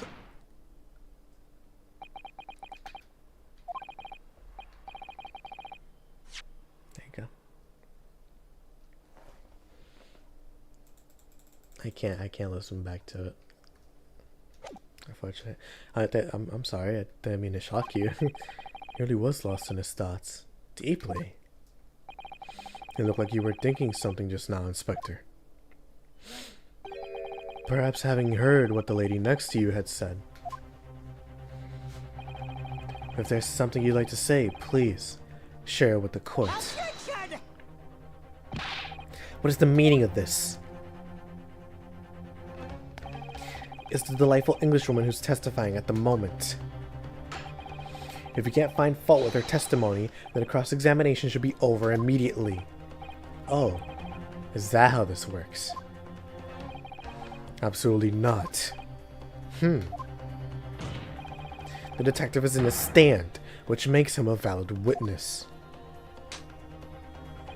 Yes, not to mention the fact that he's immediately or intimately involved in the case. Inspector Hosonaga. Yes. Do you have something to add in relation to the statement just made by Miss Brett?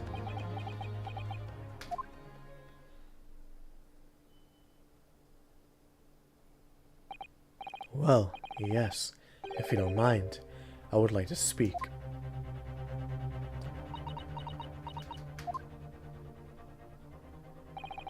The lady is right.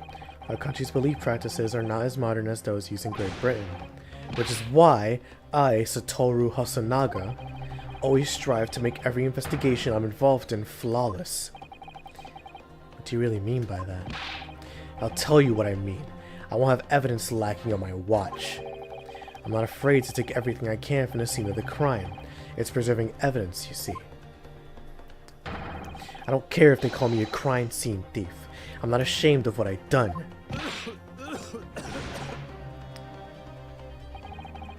A crime scene thief? Well, it looks like the lady's remarks touched a nerve there. Take this, for example. This is the bottle of the carbonated water that I took to the victim's table on the day in question. And yes, it's lost all its fizz, having been opened 3 days ago now. But it was carbonated water. I don't care what anyone says. Yes, there's some left in the bottle, I can see it. One day our police force will be among the best in the world. The time is coming, I can guarantee it.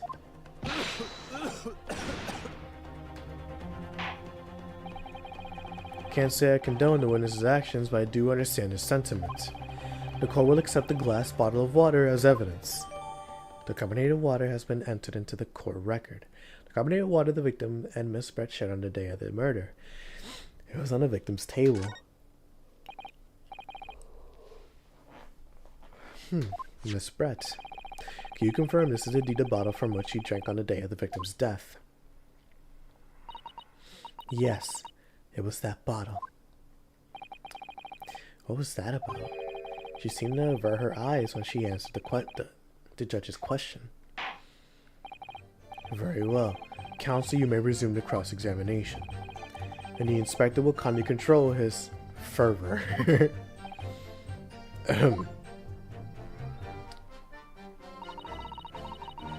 Fortunately, I have no idea when the man burns his wrist. Yeah, so we're not gonna do that. We're actually gonna do something else. Alright. Can't find anything out of place.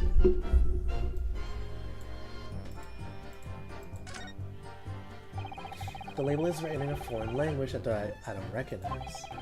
Do you know what it says, Cosmo? I think it's French, so it's a very expensive water.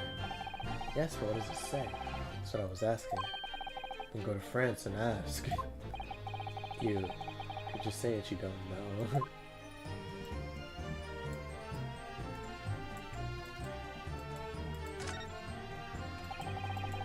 So this carbonated water is the last drink Dr. Wilson ever had.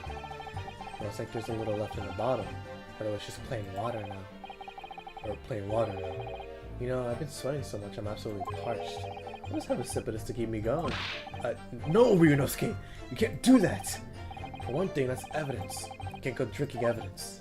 No, you're right. I know what might be inside, do I? You never cease to amaze me, Ryunosuke. In more ways than one. I wonder, could there be anything in this water? What's the matter? We've got all quiet all of a sudden. They might just work something out. An interesting possibility.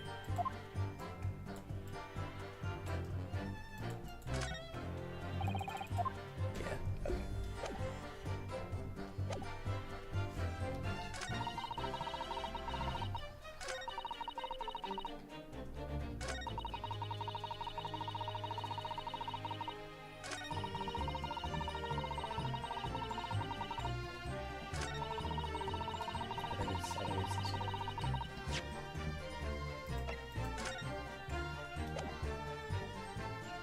Yes! Oh yeah, the music cut. I got it right. Let's go.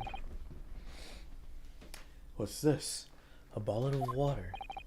Actually, there's one method of killing a man without leaving a trace that comes to mind.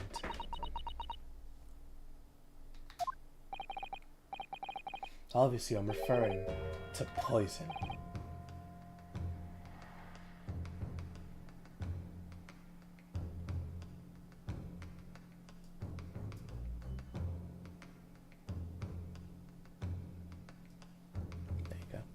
Poison.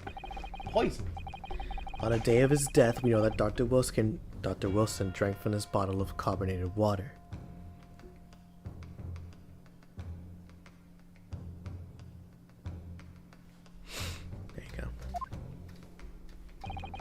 Could it be that there was poison inside?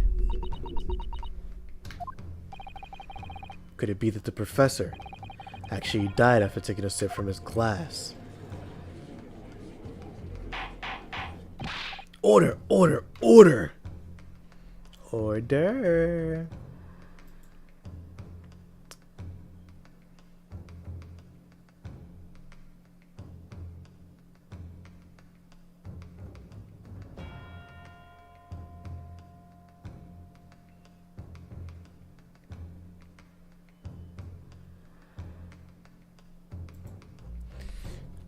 Order, order. Where's that? Alright, almost 2 hours lit. So on that day, who was sitting at the same table as the professor and able to slip the poison into his drink? There's only one person who could possibly have done that. Giselle Barrett. It was you. Objection! A pretty lofty accusation. This is outrageous to suggest such a thing without a scrap of evidence. You little rookie imbecile. Have you even considered the delicate situation our country finds itself in now? Have you forgotten that we have only just signed an accord of friendship with the British Empire? Have you even the vaguest inkling that your rash accusations could jeopardize that entire treaty? Objection! This is not a political arena. This is a trial to determine one individual's guilt with respect to one crime. What? The fact that this woman is British makes no difference. We are here to determine the truth. Ugh. If I may, I will silence you forever for this disgrace.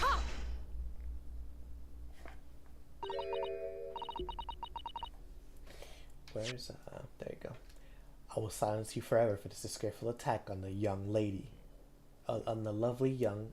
Even give the English response. How old is she? Because I kept trying to look, but I forgot to do so. Giselle Brett, 24 years old. She's older than Asogi by a year. She's also very pompous.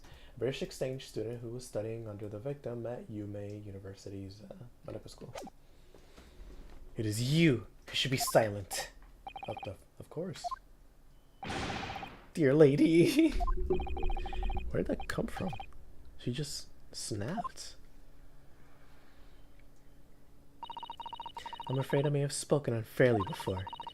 For my most humble apologies. I'm sorry, my lady. To what are you referring to? I describe your police force as inferior, but no matter how inferior they may be, you still investigated this particular point thoroughly, I believe. The bottle, I mean, Inspector, and whether it contained poison or not. Of course. You did? Have you forgotten what my guiding principle is already? I strive for a flawless investigation every time. I don't believe it. Naturally, we tested the inside of the bottle and its contents. And what did you find, Inspector? I ordered tests for every toxin that's available in this country at the present time. We could find no trace of poison of any description in the bottle of carbonated water, Your Excellency. What? Are you sure? The tests were meticulously carried out by the chief coroner himself. No! No! I'm very grateful to you all, Japanese. You successfully established my complete innocence in this horrid affair. Thank you. But of course, dear lady. The pleasure was all ours. I was sure. I was so sure. This can't be right. Everything falls into place if he was poisoned.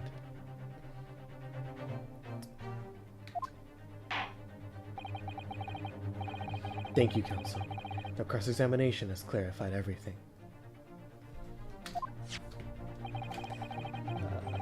No.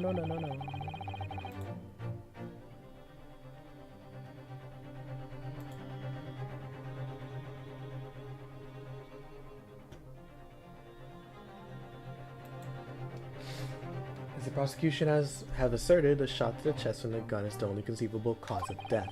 Furthermore, the accused, who by his own admission was holding this weapon, is the only possible culprit. I'm done for. The court wishes to apologize for the great inconveniences it's caused you, Miss Brett. Oh no, I'm just glad the matter is resolved. Before proceeding, I must ask the counsel for the defense. Do you have any further new evidence to present the court at this point? Kazuma. I'm sorry, Ryunosuke. I have nothing more. It's funny, right? Because you really see the evolution in this trial of how Kazuma, or excuse me, Asogi, at the start, you know, the first half of the trial was where you're like, Naruhodo, chill out, bro. Like, you gotta calm down. Just listen, observe, and present. Alright, chill out. Then in the second half of this trial, they've been really working together. More so that, like, Naruhodo's been leading the charge here. It's been really cool. Granted, like, I already know this, but, like, it's nice to see a repeat playthrough. Well, if you excuse me now, I really must be leaving.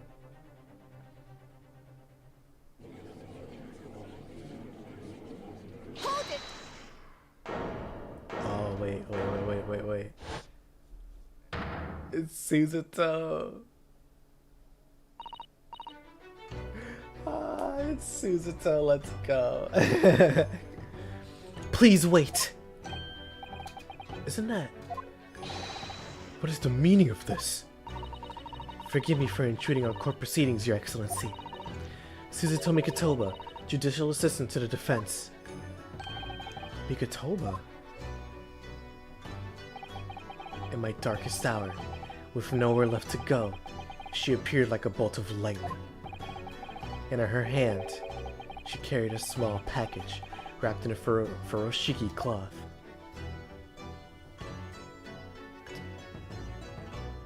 To be continued, yep. Ah, fire. But dun, dun, dun, dun, dun, dun. So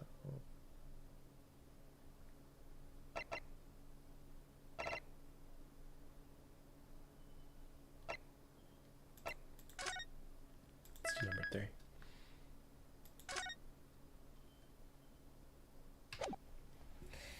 Alrighty.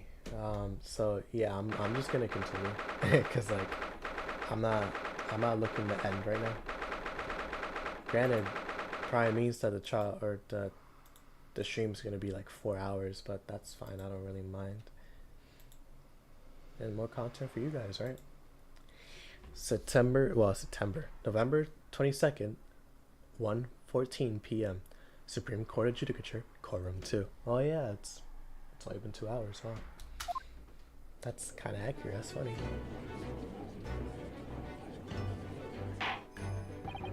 Well, I understand you are the judicial assistant to the defense. Why is this sudden ingress into my courtroom?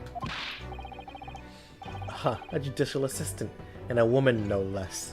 Ew, man, what's wrong with you? The rules state that females are not permitted into this court of law other than to testify. Yes, I fully understand that. Only ask for 5 minutes of time. I have some vital evidence that I must hand over to the defense. Huh, you're too late, little girl. This trial has already been concluded. 5 minutes. I will now allow a moment more. But, Your Excellency, my sexism is supposed to work. I am most grateful. And now there's 3 people in the stand. Yep.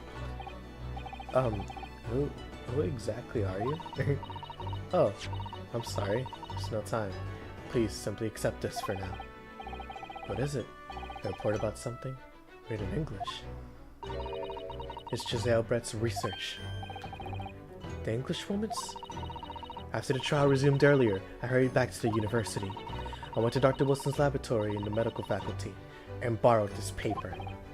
Oh yes, that's right. Miss Brett was studying under Professor, wasn't she? So, this is a research. Whatever it is, has something to do with the case. I'm afraid I don't know. I haven't been able to listen to the proceedings of the trial myself. Oh, no, of course not. Special characteristic of Kurara. What? This is not Kingdom Hearts talking about Cura.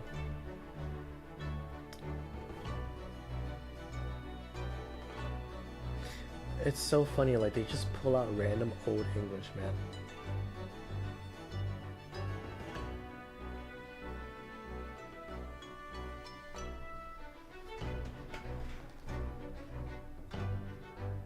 Curare, yeah, I was right. Special characteristics of curare and its effects on human subjects. Interesting. Curare? What is that? Never heard that word before. To me neither. Time's up. The prosecution demands the immediate removal of this female trespasser from the courtroom. There was too little time for me to read it in detail.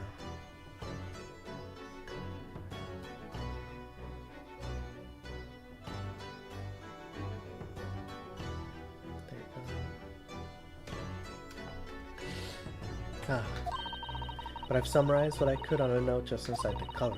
If you think it could be valuable, please cast your eye over it. This is wonderful. Thank you. Thank you. That's a report detailing an unknown poison that Miss Brett has been researching during her time at Yume University. The results report has been entered into the court record. Goodbye then, and good luck. As I fade into the ether. You have had long enough, Counsel. We cannot detain our English guest any longer. I ask the prosecution and the defense now one last time. Does either side have any further evidence to present to the court? I presume not, but... The prosecution has made its case convincingly enough already. Nothing more to add, Your Excellency. Ryunosuke, we're out of options here. This really is a very last chance. Yes, I know. Your Excellency, our fight has new evidence. That look. The unyielding stare of a true Japanese warrior. Well, Miss Brett. Yes, Your Excellency. If you wouldn't mind, perhaps you could grace us with your presence a little longer. It's a delightful invitation, but I'm afraid it's not so very long until tea time. I have to politely decline. Forgive me, Miss Brett. Seems I wasn't clear. I realize it was phrased as a question. However, I must ask you to treat that as an order. I've said it many times before, but the Japanese language makes no sense. My apologies, dear lady. Wow. Kinda aura, Judge, kinda aura. So, Counsel, what is this new evidence that demands the court's attention? It's this right here. A poison made from the bark of certain trees in the jungles of South America. The hunters of the region have used it since ancient times to incapacitate their prey. Effects: instant paralysis of the entire body and subsequent death, even in minute doses. Route of entry: the above mentioned effects occur when the poison enters the body through a wound, such as that inflicted by a blowpipe dart. Due to its ability to render the human body paralytic, it's believed that the toxin could also have an application as an anesthetic. However, a solution for the respiratory arrest caused as a result of the full body paralysis must be found first, or patients would die of suffocation. Is it possible that he just died before that? Maybe they tried maybe they tried this anesthetic, but like.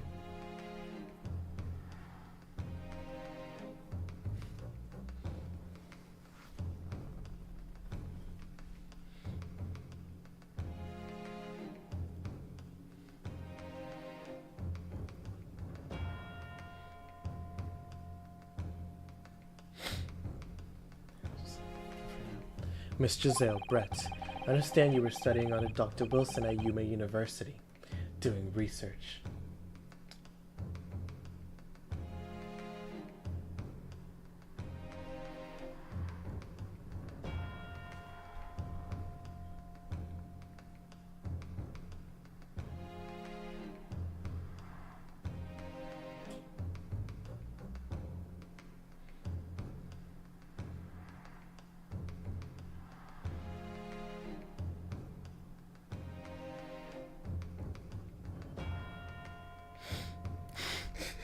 Yeah.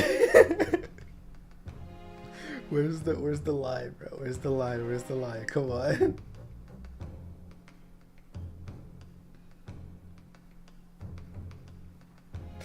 I feel like Randy Moss on the Raiders.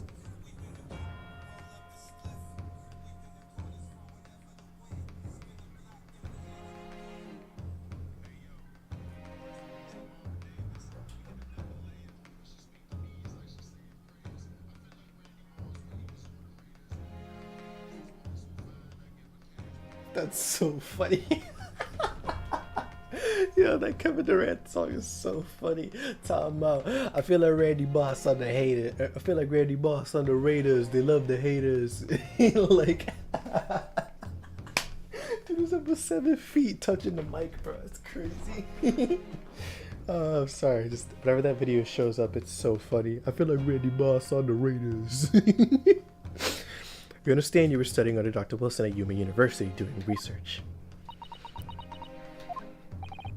Research, by sheer coincidence perhaps, into a deadly poison. What? Poison? Where are you going with this, Council? A toxin known as curare, Your Excellency. Even a slightest amount of this deadly poison entering the body leads to instant death. Objection! What complete and utter nonsense! Curare, you say? I never even heard of it. You wouldn't have done. What do you mean? I mean that you wouldn't have heard of curare before for one very simple reason. It doesn't exist in our country. Oh, I'm so sorry. It's not even Asogi's voice. It doesn't exist. Correct. Which means, no matter what tests the police can do for toxins, they never identify curare. Why? Because there is no test available here that can identify the presence of this highly deadly poison. Oh, say for real, twin. Say for real. Order, order, order! Council, does this deadly poison truly exist? According to this report authored by the visiting research student from England, curare has long been used by the tribespeople of South America as a poison to lace their arrows. It seems that it's reasonably well known among European doctors and scientists. To lace their arrows? The report states that it is produced from the extract of a tree that grows deep in the Amazonian jungle. And it was first brought back to Europe at the turn of the century by explorers. It claims the animals shot by arrows laced with curare suffer instant death. Does that about sum it up, Miss Brett? Objection! Trumpery! These aspersions are utter... Alright, man, you don't gotta talk like that. These aspersions are utter trumpery. To start with, if the victim had been administered some of this so-called deadly poison, he would have been squirming and writhing in pain. The other diners would surely have noticed. That's true. What do you say to that, Inspector? Or Inspector Gadget. Obviously, I would have noticed a disturbance like that. I don't remember anything like that either. I didn't notice the professor being in any kind of pain. According to this, however, it's the other way around. What do you mean the other way around? The very fact that the victim didn't show any visible signs of distress is evidence that curare was used. Explain yourself, Counsel. Explain, nigga. The moment this toxin enters a person's system, it causes instant paralysis. In other words, afflicted victims lose all strength and are completely unable to move. Even if they were in total agony, there would be no visible signs of pain at all. How terrible. Obviously, if a man lost all his strength in his muscles, he'd collapse on the floor. But with a chair under him for support, as Dr. Wilson did, the effects could go largely unnoticed. But I don't follow, Kazuma. That's just paralysis. I thought that the poison caused instant death.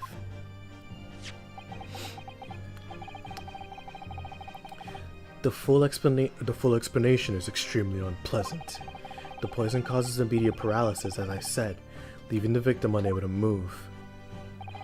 But after a short time, the paralysis is so severe, it causes the muscles that control respiration to fail. Respiration? In other words, the actual cause of death is suffocation. And all the while, the victim is conscious and aware, just unable to move. That's hideous. To the observer, it would look almost like the victim was slipping peacefully into an endless sleep. But for the victim himself, his final moments would be a living hell. That is the true nature of this deadly curare poison. Man, that's sinister. Good lord. Well, Miss Brett, what do you have to say to this? No. You're suggesting that this bottle, Counsel, actually contains this terrifying poison. Objection! Cap. This is all very convenient, isn't it? A hitherto unknown poison for which there is no means of testing. What a happy tale for the defense. I know. I read Berserk. I made a. Okay, so my side is good. I'm glad you asked. Thank you. I hope yours is going well too. And yeah, I've read Berserk. I read all of it. I caught up a couple years ago, and I made videos on it. But I unlisted them because I wasn't happy with how they turned out. So, you know, I did do it. Alrighty.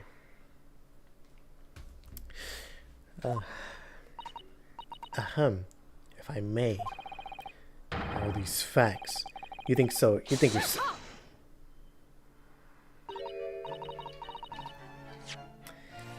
all these facts. You think you're so clever, but you must be taught some...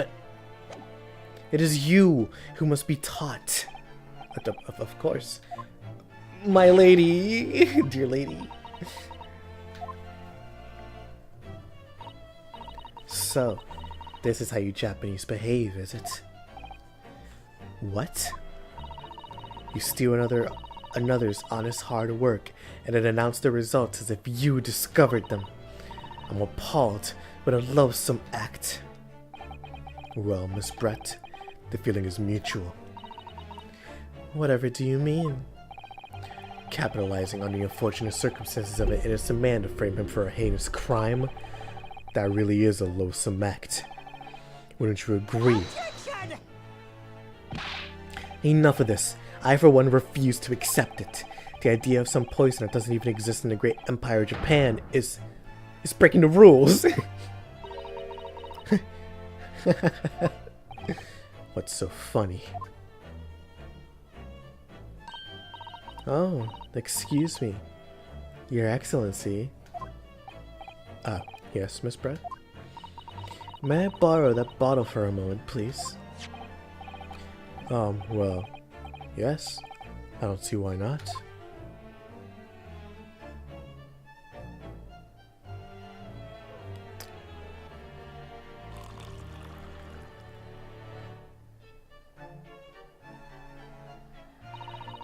Don't get too big for your boots, your insignificant little island, but wow, she is racist. Sorry? To an Englishwoman such as myself, this whole affair is a farcical comedy. You little police games and these foolish co-romantics, it's laughable, really. But I'm getting bored of it all now. It's time for the games to come to an end. Cheers!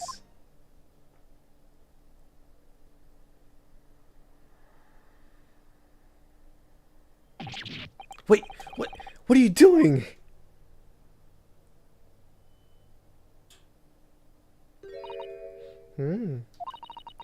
No sparkle left at all. How appropriate for this shabby affair.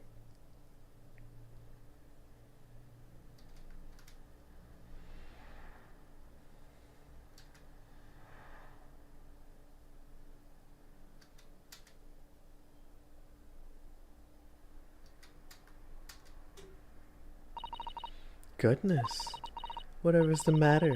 Y'all look quite stunned. So, no curare. The bottle was clean. Is that what you're saying?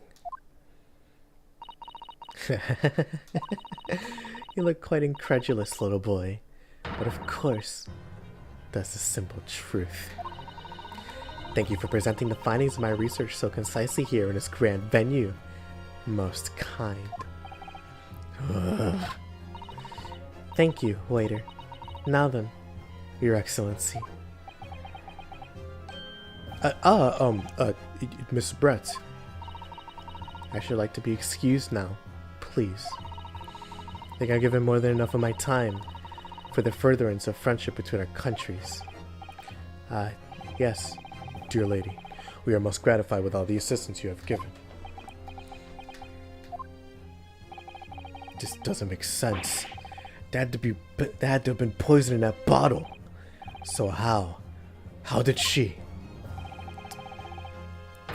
How did she swallow the whole glass and live to tell the tale? I don't understand it. Well, I suppose if nothing else, this little Far Eastern charade will make for interesting conversation at the next party I attend in London. There has to be some poison in that bottle, doesn't there? But there can't have been, because otherwise she would have keeled over dead. Come on, Ryunosuke. We have all the clues now. That bottle of water. Yeah, it contains poison.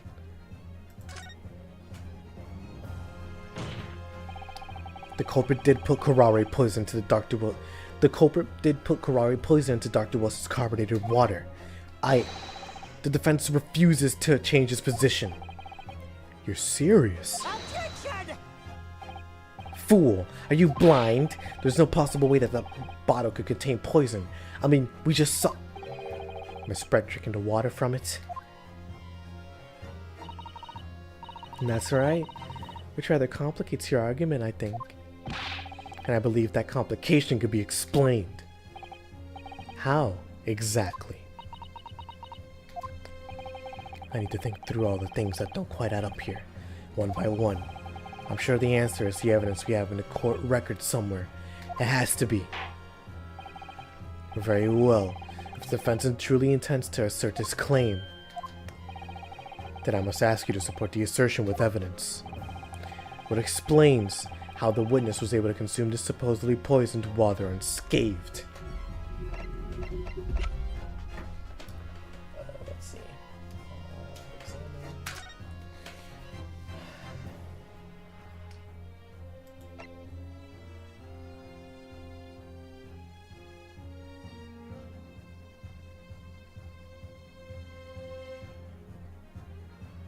Yep, here it is. Here it is. It's this. Yes! The answer to this riddle is right here in Miss Brett's own research report. That's not a valid explanation. No. After all, we don't... These guys are so... Oh my gosh. We don't speak English. The report is utter gibberish. This impudent young scoundrel is trying to ridicule the court, Your Excellency. I'm not trying to ridicule anyone. Honest, I'm just reading Suzuto-san's notes. I concur.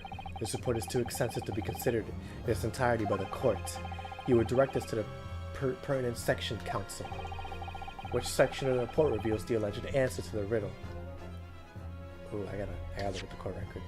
I don't remember.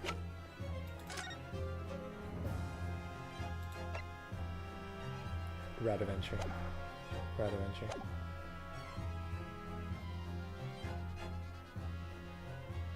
Oh, well. I guess I gotta look at the title itself.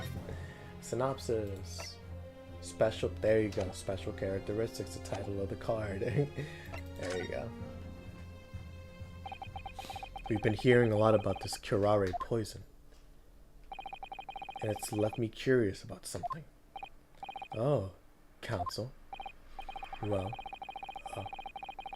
Well, it sounds as though indigenous hunters have been using this poison for years and years to lace the heads of arrows that they shoot at whatever prey they're hunting.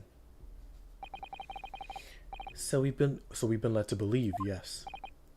And the point of hunting is to catch prey to eat. Get to the point, please. But if they were to use these laced arrows, doesn't that mean there would be traces of poison left in the prey the hunters were going to eat? Yes, good point. So surely the hunters wouldn't want to eat their prey, would they? Because then they'd be eating poison. Good gracious, Council. No, that'd be madness. But I actually found the answer to that conundrum in this research paper here. Under special characteristics, it says this. The poison starts to work after entering the body through a wound. Through a wound, you say? I see, that makes sense. Yes, that mention of that particular detail seemed a little strange to me though. But it all makes sense if you interpret what's written here, like this. When curare enters the body through an open wound, it has terrifying poisonous effects. However, when it enters the body via the mouth, it has no poisonous effects whatsoever. What? Miss Brett, you authored this research. You knew Kurare's special characteristics, and you knew that you could make a spectacle of drinking that water without any danger to yourself.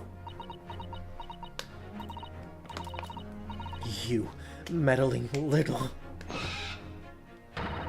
rapscallion! Well, Ryunosuke, it turns out you're an even better lawyer than I thought you would be. Really? Me? A lawyer? Attention! All this poison talk is fascinating, I'm sure, but I fail to see how it possibly... So, the ill-bred little puppy has a new toy to play with. Some facts he read in a book. But I'm afraid knowledge doesn't suit you, little boy. It only makes you look silly. What are you trying to say? Your schoolboyish logic has a fatal flaw. Schoolboyish? Flaw? As even your brain has managed to deduce, curare is safe to ingest. It seems likely that its effects are neutralized by the acidic nature of the gastric succus. Yeah, well, of course.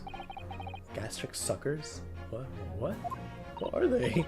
So, if this lethal poison is completely harmless when drunk, the professor wouldn't have died when he swallowed it, would he? Ah! That's right. Good gracious. That's basic science.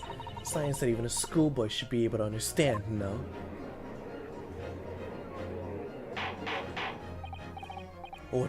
Order in the court. The logic holds. If the lady and the professor drank the same poison, they will be affected in the same way. Are you trying to suggest? Yes, this curare poison is completely irrelevant to the case on that's cap. That's right. Surely even a little cockroach like you could understand something as simple as that.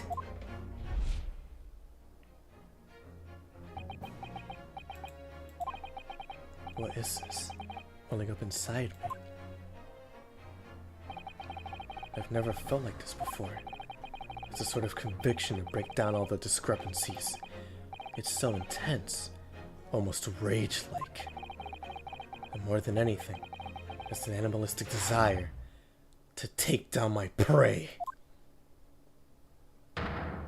Objection! He said it. He finally said it. Dun, dun, dun, dun, dun, dun, dun, dun, dun, dun, dun, dun, dun, dun, dun, dun, dun, dun.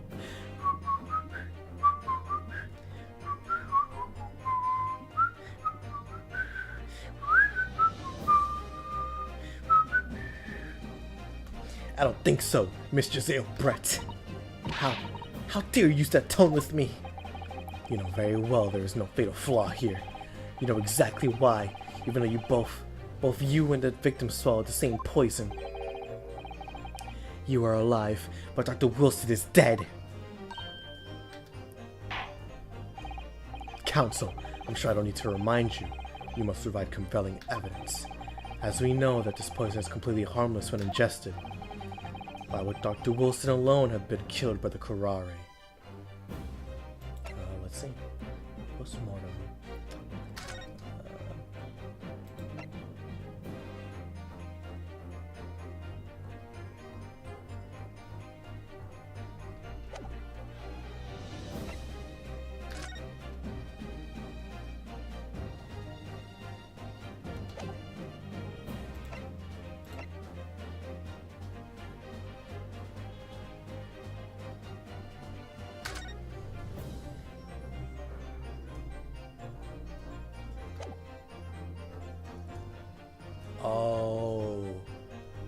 Oh my goodness, that's so clever.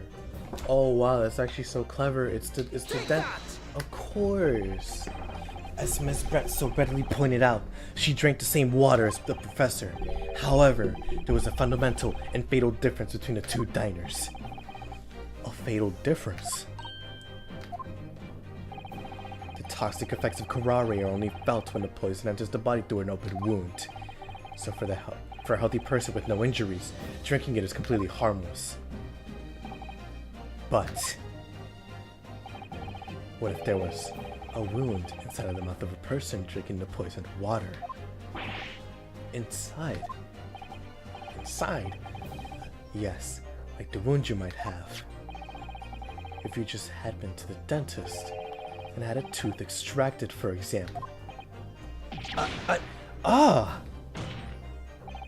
Miss Brett, you acknowledged many times in your testimony already that you were well aware of Dr. Wilson's dental appointment that day.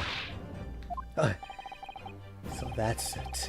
You used that knowledge to orchestrate this.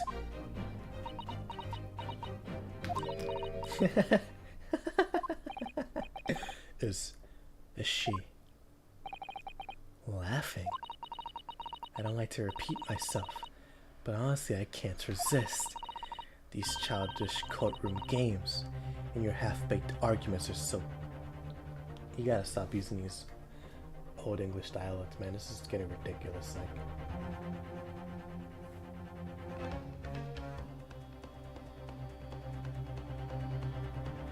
childishly silly and trivial.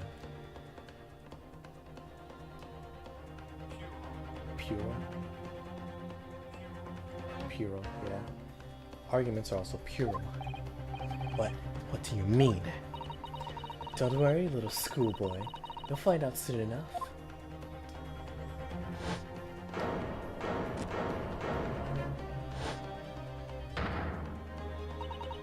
You see, when you leave the vital evidence lying around, you never know what might happen to it. No! I mean, it could just slip.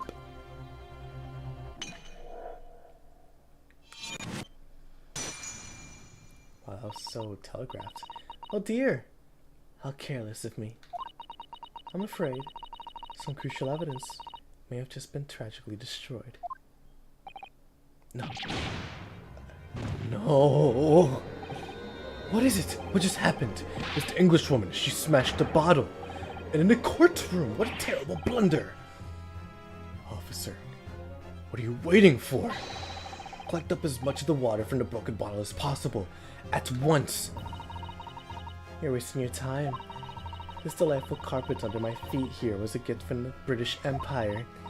I assure you, it will soak up the water beautifully. You have neither the technology nor the presence of the mind to recover it.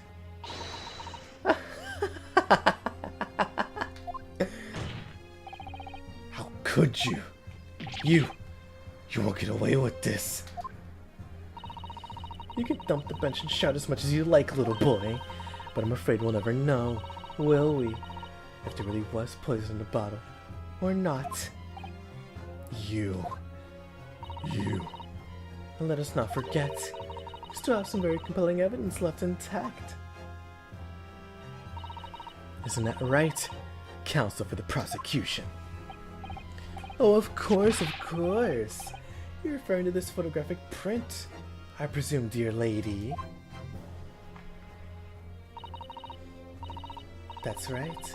I'm really looking at this photograph. It's as clear as day, isn't it? The poor professor was sitting with his back to me. So of course the only person who could have shot him from the front was the little schoolboy. No, you killed the victim that day, using karate. And then, in order to frame Ryunosuke Naruhodo for the crime, you waited until you picked up the pistol you arranged for him to find on the floor, before you shot the professor's dead body in the chest with your own hidden gun. Then, in the confusion that followed, all you had to do was turn the dead professor in his chair around. You see, you had every opportunity to commit this crime. What a wonderful imagination you have, young man. A hidden gun, you say? And I shot the professor's dead body, did I? Well, I'm terribly sorry, but you don't have a shred of evidence. Exactly. And as you have nothing to support your wild claims, the prosecution's stance remains unchanged. The victim, Dr. John H. Wilson, was killed by a gunshot to the chest. Delivered in cold blood by the accused, Ryunosuke Naruhodo. Ugh. This is unbelievable. How could this be happening? We had her, but now, is she really going to get away with it? The way she destroyed the evidence was obscene! Ryunosuke. Yes, we've come this far, but now, you're the only one who can finish it. What? What do you mean? We've lost a vital piece of evidence, it's true. So if there are any clues left for us to use now, then there must be in your head. In my head. You told me before that your powers of observation were the one thing you could really depend on. Well, yes, that's true, but if I didn't manage to notice this woman was a foreigner with a swan on her head. So think back again now. Try to remember every last detail about the scene that day. Everything you felt, everything you saw, every color, every smell. What I saw, what I felt. Every color.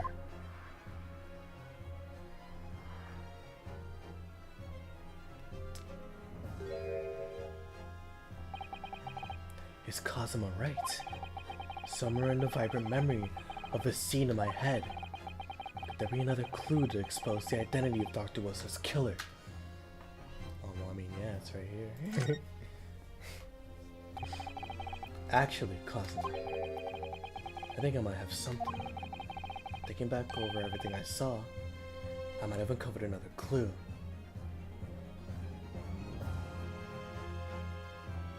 Yeah, it was tampering.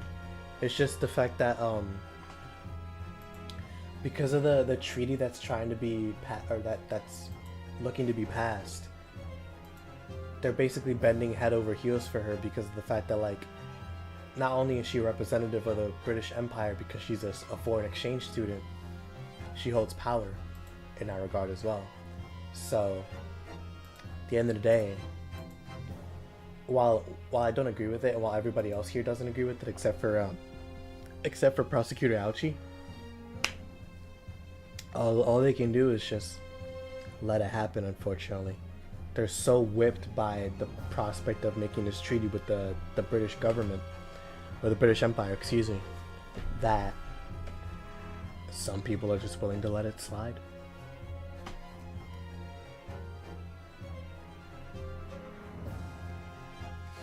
Okay. You always have something up your sleeve, don't you, Ryunosuke? Come on, then. Let's wipe that smoke smell off the Englishwoman's face with some evidence. Alright. I can't wait! It's been niggling it. Huh?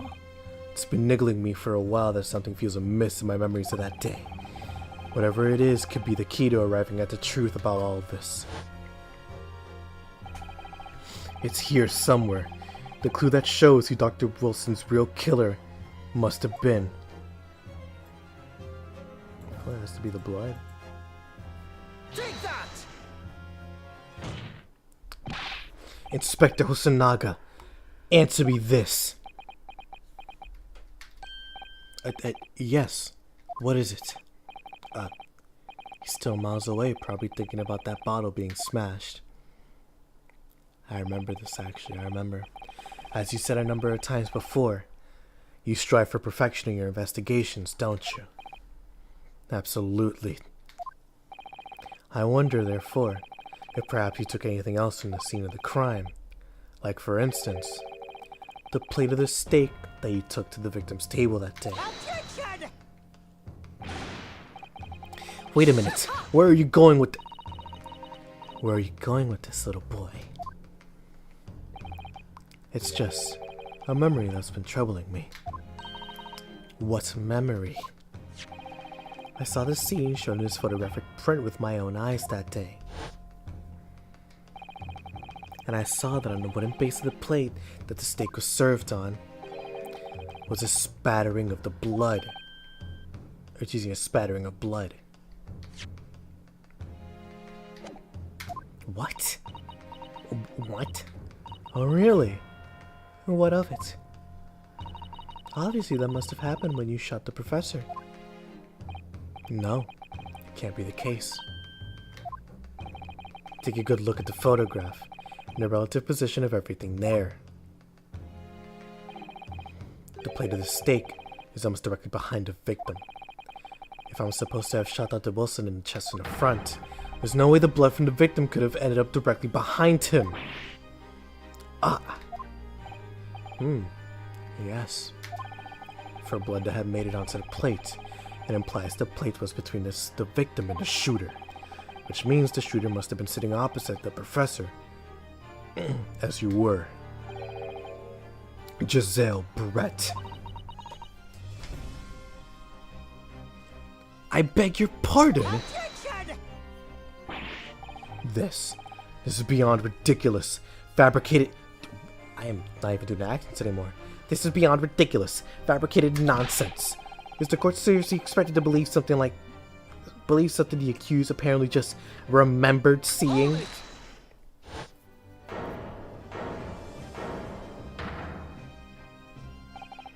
This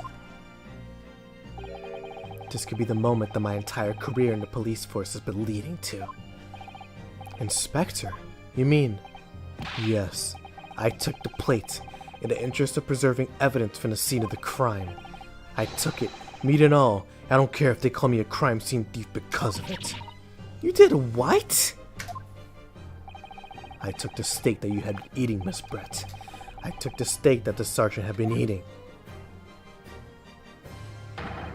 And I did it all in the name of justice. This man is insane. Though we can find out for sure whether or not there's a bloodstain on Miss Brett's plate. We must examine it now.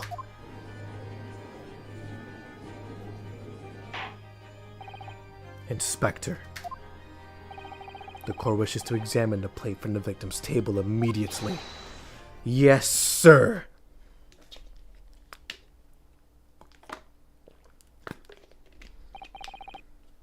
Sorry for the delay.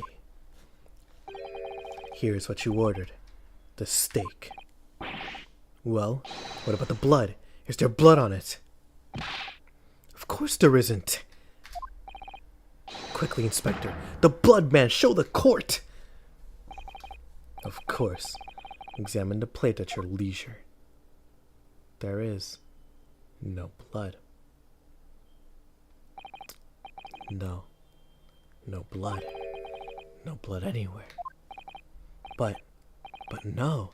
That's impossible! I know I saw it. I'm sure of it. It was right there on the table behind the professor. There was blood on the side of the plate. What an unbecoming expression, little boy. You see, this is why I always say you can't trust what the Japanese tell. Wow. Racist. Ew. Couldn't agree more. In the case of this disgrace to the Empire, I believe we may have finally reached a conclusion in this trial. Let's hope so. This... This let's pretend attempt at courtroom proceedings is painful to watch. But I do promise to do my best to forget all about it when it's over. Naruhodo, I just want to make it clear that it wasn't... Oh, well, I guess I can't really see it now since it's not in color, but it was on the side. It wasn't on the plate. Ha! This sorry-looking steak reveals the facts all too clearly. If the sorry-looking accused wishes to examine it again, be my guest. The plate of steak has been entered into the court record. It was the plate I saw, or thought I saw, this the figment of my imagination.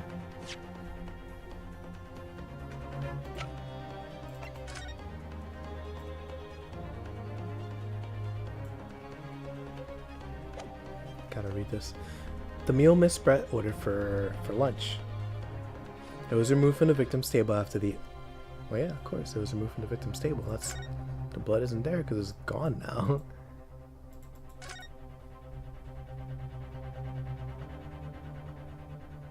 Oh, what the... Huh?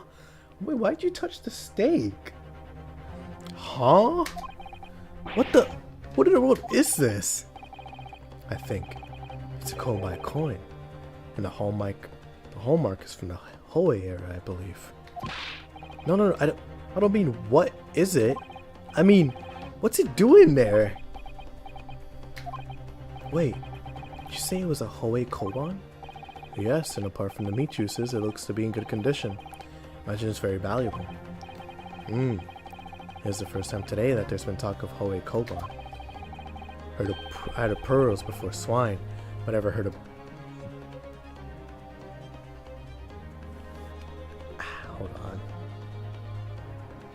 Bullion? Yeah, bullion and bullion. Bullion. Bullion is metal such as gold or silver.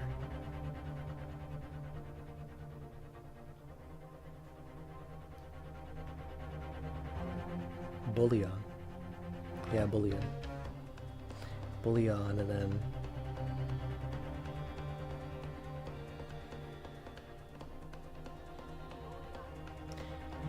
So you're telling me bullion and bouillon? That's a clever pun, but like... That's such like a pronunciation heavy pun.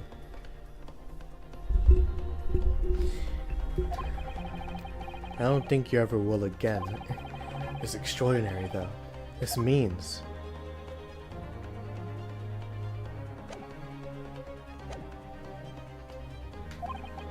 This is it now. I've lost. Oh wait, can I examine it?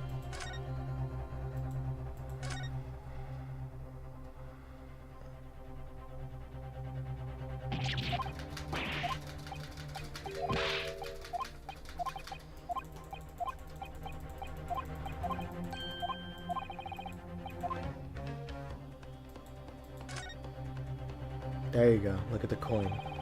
So I never expected to find a precious coin underneath this thick cut of meat. And it's from the Hoei era too. That would make it really quite valuable. It's all marinated in juices as well. Look. What? Are you thinking of eating it? No, but next time I order a steak in an expensive restaurant, one thing's for sure. Maya's gonna be racing as I lift up the meat and peer underneath for a prize. I think you might have the wrong idea of the stick. I think you might have the wrong idea to stick about this, Ryunosuke. A koban coin underneath the steak. Say one logical explanation. Yeah, that's all there is to investigate. This is it now. I've lost. Ryunosuke. It isn't over yet. Not until the final gavel. Never stop believing in yourself. Keep looking forward no matter what. Believe in myself. Really? Maybe I should at least examine the evidence for myself. As the evidence requested by the defense has not been shown to be problematic in any way, I presume any further examination of evidence in this trial will be unnecessary. Does the defense have any objection? That blood stain was going to clinch the trial for me. Can this plate of steak really reveal any other clues at all?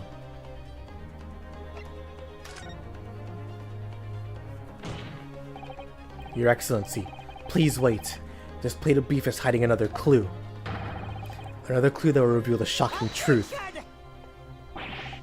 The only thing that's shocking here is your unhealthy fascination with beef steak. Your Excellency, I think I've made myself clear, haven't I? I will not be able to turn a blind eye to any more unnecessary procrastination in this trial. I'm sorry, Miss Brett, but we must ensure a thorough examination of the evidence. I will not give a ruling until I'm completely satisfied that all reasonable doubt has been Yep.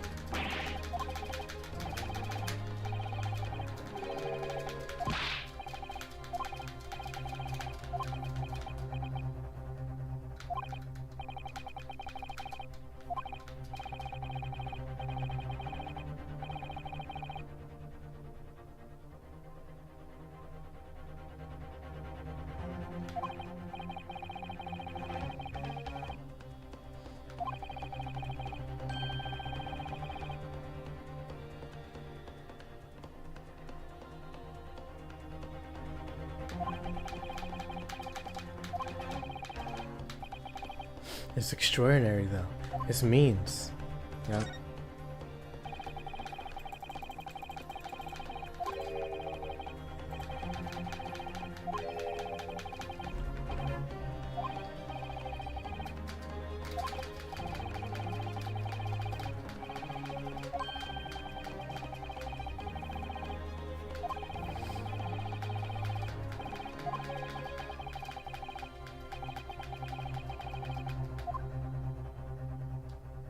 Got it!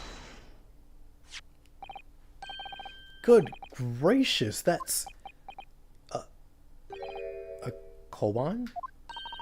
What on earth? A hallway arrow one at that.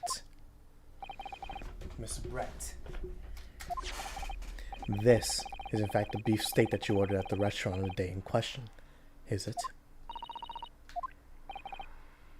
Tell me, why is there an old koi seemingly hidden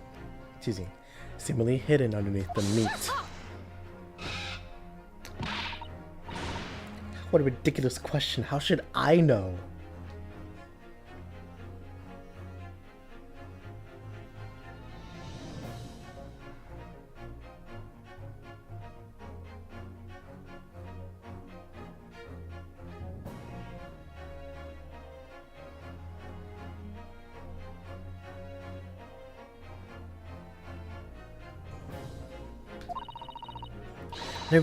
I never seen that thing before in my life. I don't know what it is, but I want no part of it.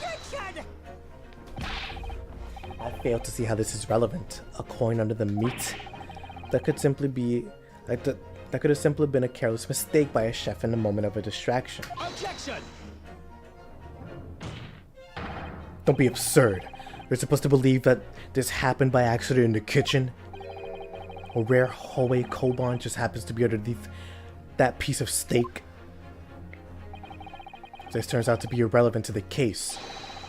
I'll rip up my ticket to Great Britain right now. He's right. Can't be a coincidence. Your Excellency. Yes, Counsel. A rare hallway koban just happens to be underneath that piece of steak. This turns out to be irrelevant in the case. I'll give him my lawyer's... Poor Ryunosuke, he doesn't know. I'll give him my lawyer job right now. By all means, don't let it stop you. No one invited you anyway. Perhaps, little boy, you should realize that it is you who is irrelevant. Even though I'm the one on trial here. The point is, it's essential that we ask the owner of this coin if he can explain what it's doing under that steak. The owner?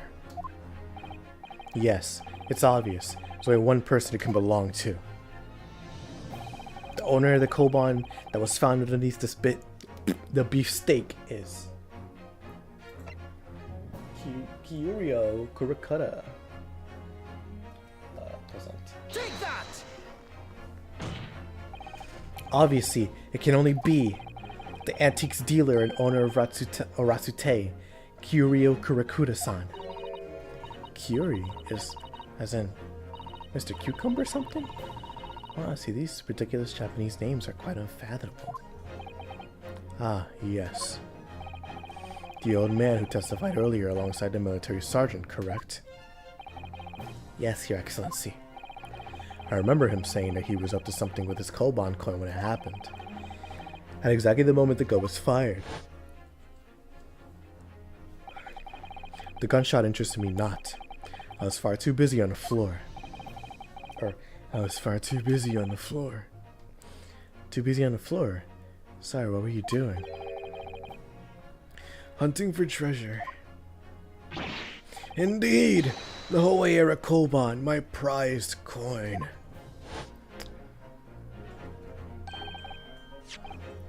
This Hoei-era Koban? Do you mean to tell me? No.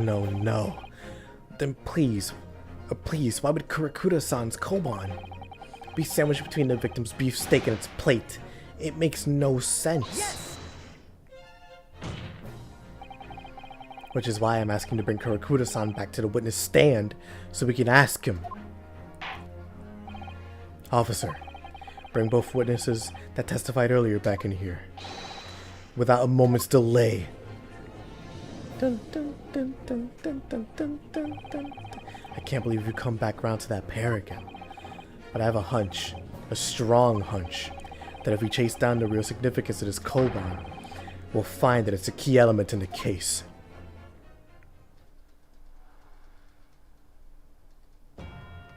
There you go, all four of them are here.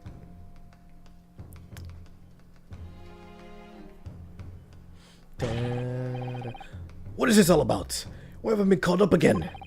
Don't you realize that it's dinner time for my little boy Ido? My son's belly is empty. He's fiercer than a pack of wolves. Exploited by the police we were, like miserable dogs forced to bear false witness. And when cast from this courtroom, myself, I became a ruined man in a trice. A worthless, withered antique. Nothing more have I to say. The sun has set on this Rasute shop owner's existence. Be that as it may, Kurakuda-san, something has come to light that requires your clarification. As far as your Rasute memory serves. Ow, that hurts. Wow. That hurts so bad. As far as your Rasute memory serves, have you ever seen this Koban book? What? Yes, that's it. The one, the very exact one that it is. The resplendent, splendiferous Hoei treasure that my rusty bones managed to misplace that fateful day. It can't be. It can't be. As I thought. Young man, enlighten this decrepit old fool. Put me out of my misery. Where is my treasure? Where was it dropped? Not sure if it was dropped anywhere. You found your coin sandwiched between a beef steak and its plate, soaking in the seasoned meat's juices. A sandwich? Soaking? Seriously? Clearly, it couldn't have been there by accident. Which means somebody must have hidden it there on purpose. Somebody concealed my Hoei treasure between a slab of meat and a metal plate? Oh. Who could have done such a thing? Such an unconscionable thing. Yeah, unconscionable.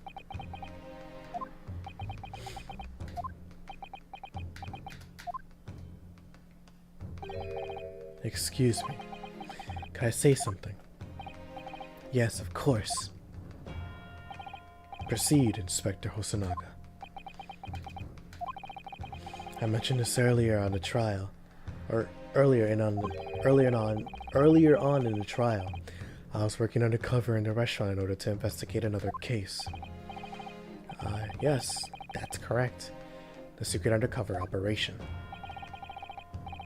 Le Carnival is a high-class Western cuisine restaurant. It attracts wealthy diners, including many foreigners. Recently, there's been a similarly executed thefts targeting the restaurant's rich clientele. Oh, usually sorry.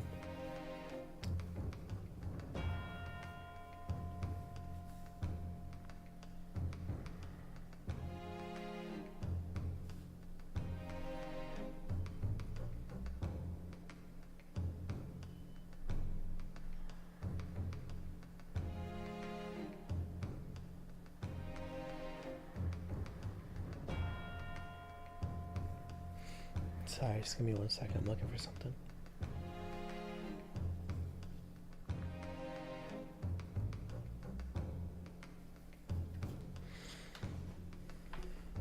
Three hours, right? Almost there. We're almost done anyway, so keep going.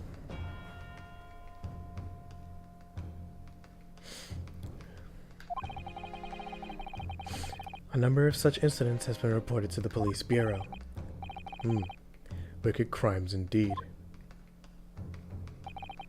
He wanted to nip the case in the bud quickly, especially with so many foreigners being affected. So that's why you were sent undercover, is it? Yes, I took on a job of a waiter at the restaurant in order to flush out the criminal.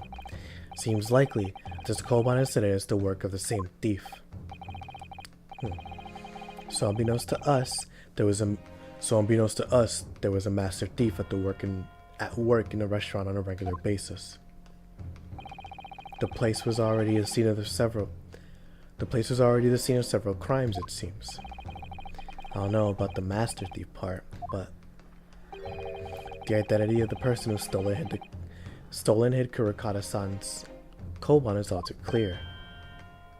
What? What? What? I think the court would like to hear the defense's view on this matter. Tell us, who was the despicable scoundrel who stole Kurikata-san's koban and hid it under the steak?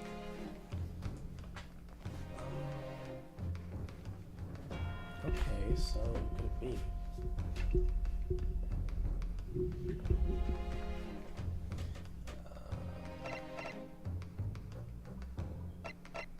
Can't be so. Oh, we finally got Suzuto.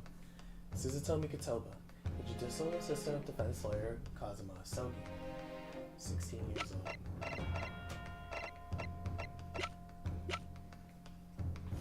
Alright. I mean, the obvious guess would be like, oh, Giselle, but I mean, she has a phantom motif too, so that'd be perfect, but can't be him. Can't be him because he's a detective here. Why would he steal the coin if he's looking to solve the crime? So it's either this guy or, you know what? I'm gonna go with him. Take that! He was the one there that was trying to bargain for the coin. Obviously, it can only be you, Sergeant Isanosa. Ayasanosa. What? How dare you? You monster! Monster! I stole that koban, did I? I'm the master thief of the carnival, am I? You're seriously accusing me of these crimes, cadet. But it wasn't me. It was Ido. Ido is the mastermind behind all of this. I was thinking it could have been a kid too, but nah, it's not true. Okay. You would push the blame for your crimes onto your own son, an innocent little baby. It's you who's the monster, Sergeant Nosa.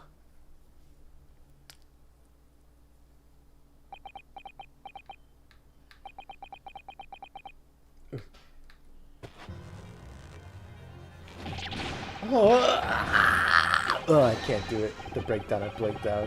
Clippity clop, clippity clop, clippity clop. Ah, boy.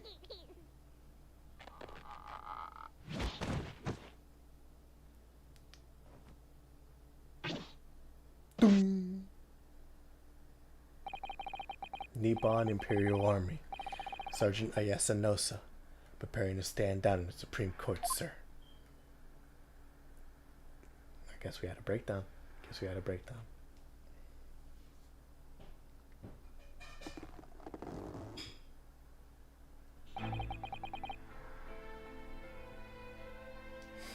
Do any of you know the extraordinarily low wages the Nippon Imperial Army pays those it expects to keep our country safe? I understand that the temporary increase in taxation owing to the recently ended conflicts remains in place.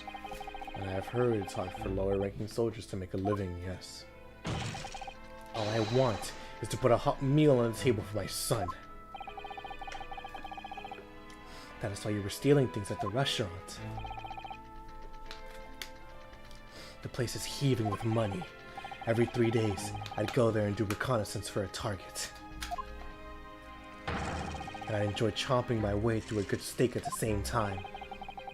Sounds like he doesn't really bother with a knife or fork even, which is worryingly believable. And your target that day was the old man and his koban. Yes, sir. He was an easy mark. I slipped the coin into my pocket without any trouble at all.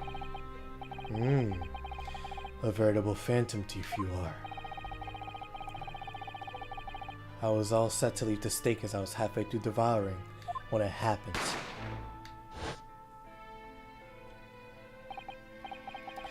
Yes, when the professor was shot. I knew that if the police conducted a search and found a coin in my pocket, I'd be finished. I know too. So I hid the incriminating evidence as fast as I could on the double. I stepped it out of the steak, hoping that I'd be able to rendezvous with it again at a later date.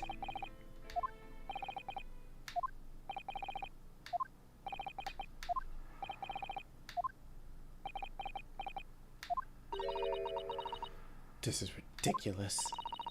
Perhaps you could carry on with this absurd little prattling in your own time. Well, Miss Brett. Oh, of course, dear lady, of course. How rude of us. I'm quite sure there's no need to detain you any longer at all. May the esteemed gentlewoman please be excused, Your Excellency. Oh, what time is it for me? 8 o'clock. 8 p.m.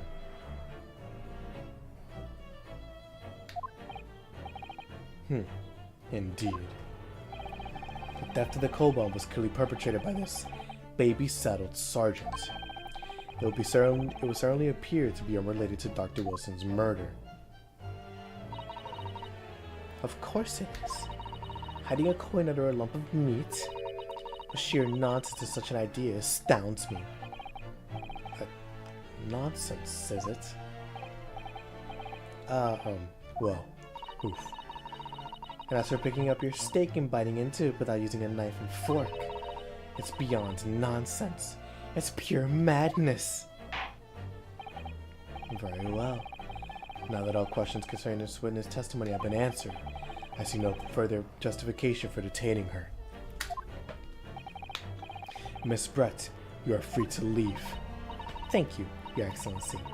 Good luck, everyone. And a good day.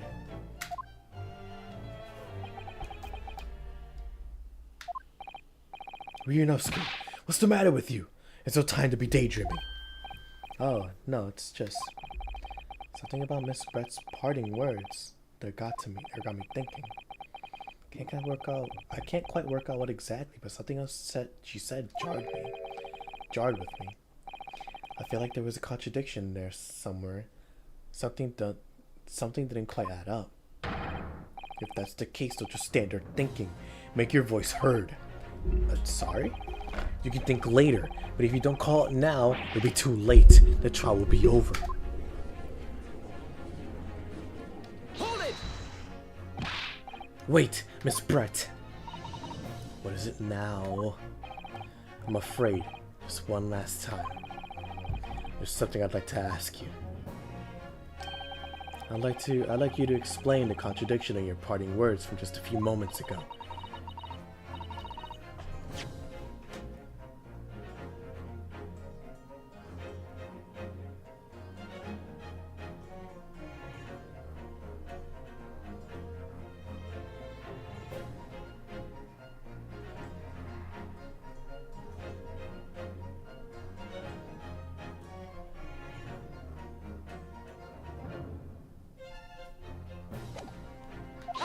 What are you talking about? What contradiction?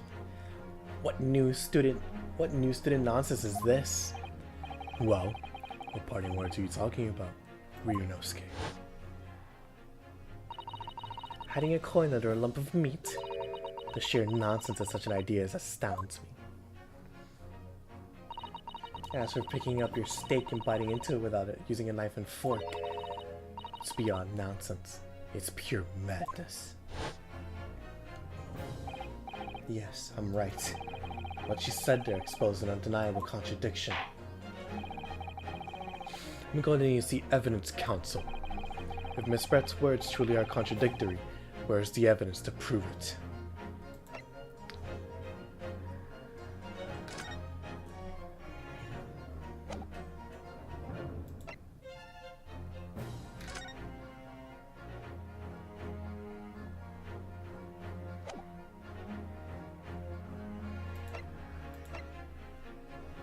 Has to be this, yeah. They did use the what's it called? Take that! The photographer printed the scene taken immediately after the incident occurred. What's interesting is the plate of steak that you can see on the victim's table. The steak that Miss Brett had been eating before the professor was killed, yes. Go on. More accurately, Your Excellency, the steak that was on the victim's table just before the professor was killed. Now you're just splitting hairs. Not true. Doesn't something about this steak strike you as very unnatural? Unnatural? What on earth do you mean? It's extremely obvious. I'm talking about the shape of the edge where it's been eaten.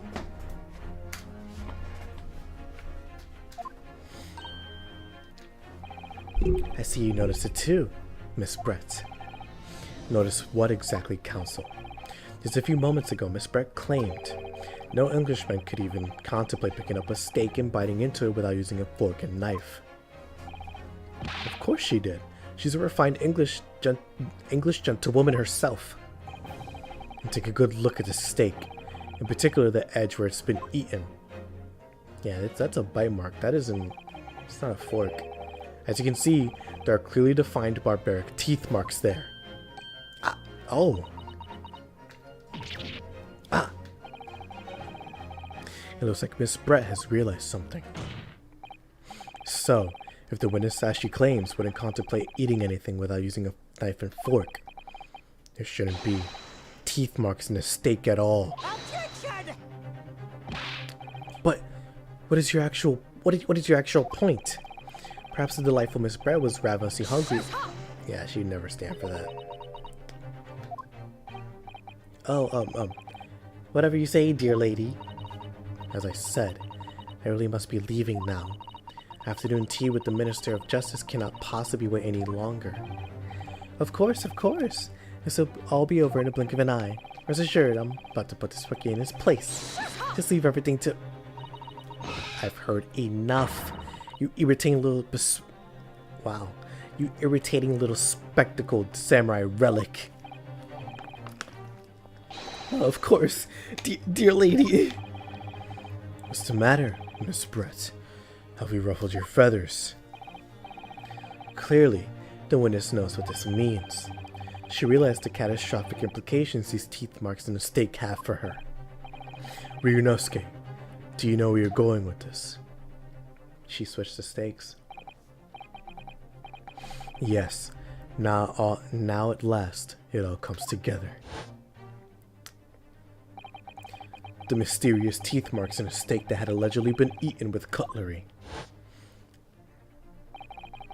The reason why the bloodstain I know I saw somehow seems to have disappeared.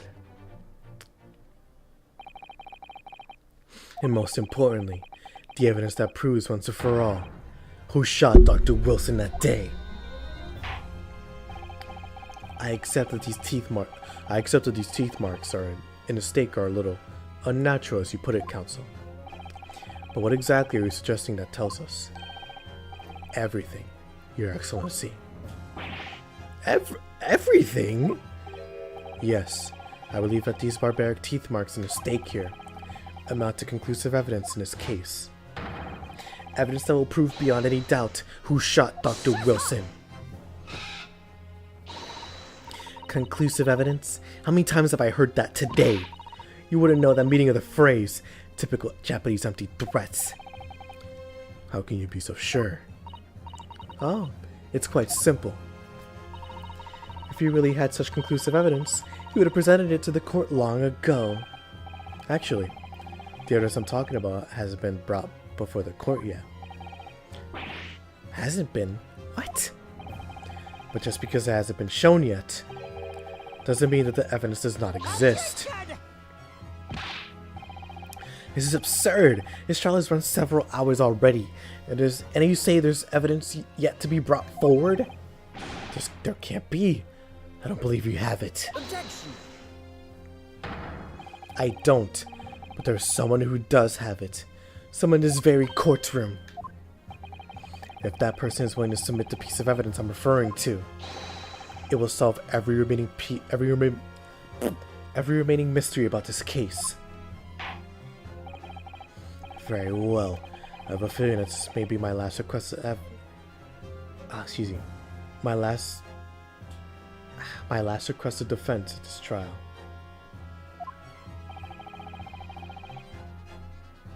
There you go. Who possesses the conclusive evidence that will reveal the truth about the whole affair?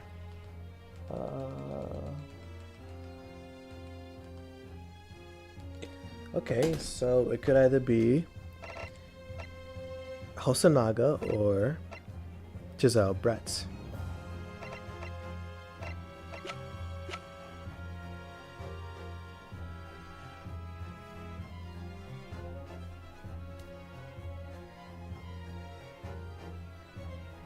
I think it's Hosonaga. If anybody were to be able to switch the plates, it'd be him. Take that! The answer is obvious. It's Inspector Hosonaga. What? I have it? Yes. You think I've been withholding conclusive evidence? That's what. No, I'm not saying that. Everyone's attention has been focused on a stake with the TV. Yes. Now, earlier this afternoon, Sergeant Nosa told the court the following. I'd enjoy chomping my way through a good steak. And as well as admitting to stealing Korikudo-san's coin, he told us that he slipped it under the steak. You watch, Detect, I'm a superior officer. Sergeant Nosa, could you please confirm something for me? Was that steak that you put the coin under? In fact, you're on steak. Tension! Affirmative, of course. I might be a soldier in the Imperial Nippon Army, but I'm not brave enough to ask a foreign gentle lady. Oh, alright man, cool. If she'd mind me manhandling her meal to hide something in it. In other words, the steak that the detective submitted as evidence earlier was in fact Sergeant Nosa's meal. But that makes no sense. That plate was taken from the victim's table. Yet the gentlewoman doesn't take bites out of her steak, nor does she have any opportunity to steal the coin. Of course I didn't steal it. To even suggest such a thing would be an affront to the entire British Empire. Well then, how do you explain this paradox?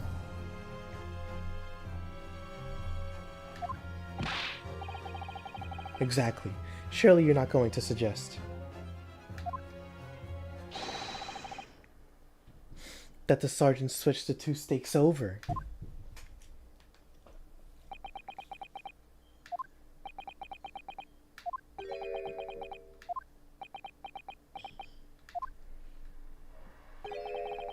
You did switch the plates? Well, after it happened, the bang. When I saw a civilian had been murdered right in front of my eyes like that, I panicked. As I said, I immediately lifted my stake and hid the coin underneath it. But then when the waiter announced he was an undercover policeman, I thought I had it. If he decided to investigate my slab of meat, that would be it. I'd be getting my marching orders. So when a cadet here was arrested and taken off to the kitchen, I seized my chance.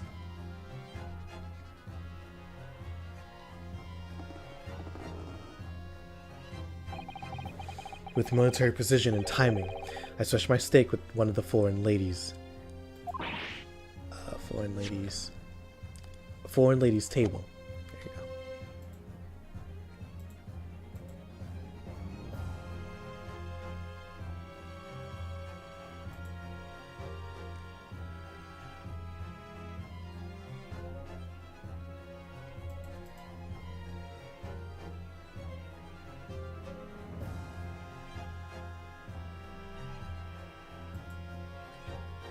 What?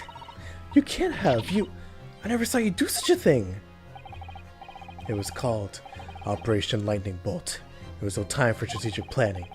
It was do or die, I tell you. So yes, I did what had to be done. Unbelievable. That old man is seething, bro. However, fear not, Prosecutor San. What now? I swear on the brass buttons on my uniform. That is all I did, sir. All you did? That's plenty, Sergeant! Yes! So, if Sergeant knows to switch the plates over, it means he took Miss Brett's steak and the plate it was on back to his own table. Yes, that follows. Inspector Hosonaga. Yes. Earlier in this trial, you told the court this. You said you had not only taken Miss Brett's steak after the incident, but also the sergeant's. That to preserve evidence you had taken both. Ah. That's correct. Then please present it to the court now. The plate that was actually on the victim's table at the precise moment he was shot. Shut up! What could that possibly tell us now? I mean, cold slab of tough meat. It can't have the slightest bearing on the case. No, you're not wriggling your way out of it this time, lady. I beg your pardon. Surely you're not that forgetful. Surely you remember the reason why the steak pan promises to prove such a problem for you. No. You're the ones who decided it was a problem, not me. The reason the defense asked to see the plate was to confirm something the defendant remembers seeing. Thinks he remembers. I'm quite sure of what I saw, Miss Brett. On the side of the plate that was on the table directly behind Dr. Wilson, there was a clear spattering of the blood from the gunshot wound at the victim's chest. I believe the defendant's memory serves him well. And now we have the evidence to prove it. The plate you were eating from, Miss Brett. Let us not prolong this any further. Inspector, you will show the evidence to the court. Present the beef steak in the plate that was originally on the victim's table at the time of the incident.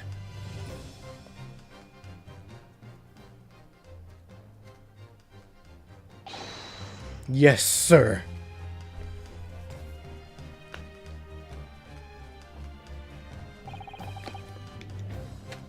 Sorry for keeping you. And guess what's on there? Blood. Here's the other steak in its plate. Please, feel free to examine it. The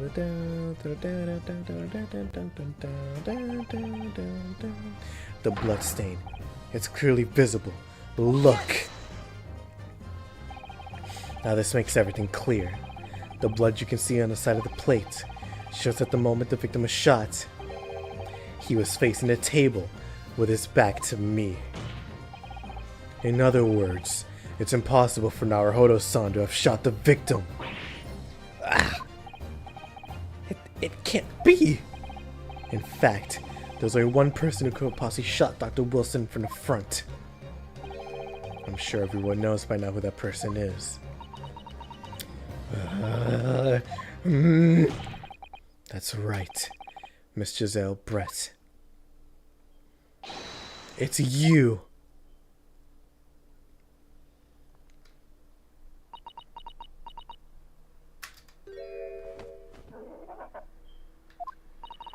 Outdone by a Japanese. Me, a Japanese schoolboy. No, no, no!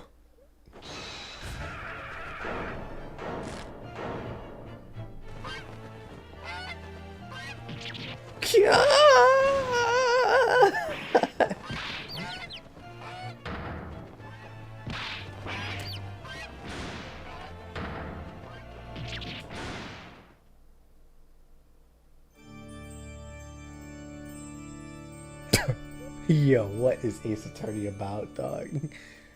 Oh, that's cute. And of course, Ouchie gets the, what's it called?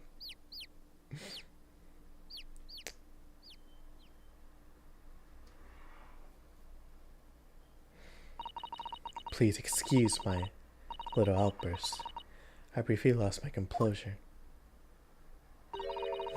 Most unbecoming behavior for an English gentlewoman. Forgive me. Well, Miss Brett, I think it's time you told the court what actually happened that day. The truth this time.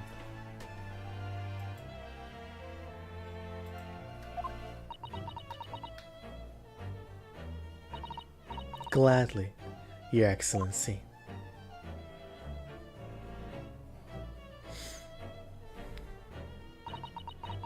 It was I who took the professor's life using karate. As you surmised, I chose the particular day for one very important reason. The professor had a dental appointment for the extraction of one of his teeth in the morning. So you planned to kill the professor, knowing that no trace of poison would be found in the water, because karate is unheard of in Japan. Yes, of course. I never intended to remain at the restaurant for as long as I did.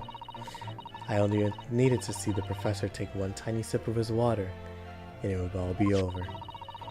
I'll place the steak I ordered in front of him to make it appear as though he had been dining alone, and leave immediately. However, before any of that happened, there's an unexpected visitor at the professor's table. That would be me, I suppose. Yes, you. Who else? Such a trifling matter, but the fact that you decided to come over to greet the professor meant that I had lost my chance to slip away unnoticed. In due course, the professor took a sip of his water and was paralyzed. I made sure he was sitting in his chair such that he wouldn't fall. There was no going back at that point, so I concocted a plan on the spur of the moment. A plan to pin Dr. Wilson's murder on this innocent young man. I happen to know that the professor always carried a gun. I decided to use that fact to my advantage. I had the bottle of karare in my handbag, and my own pistol concealed under my skirt, Under your skirt? So I was right. There were two guns. Yes. And then I finished my coffee and got up to leave. So I noticed the professor's gun, which I presumably placed on the floor.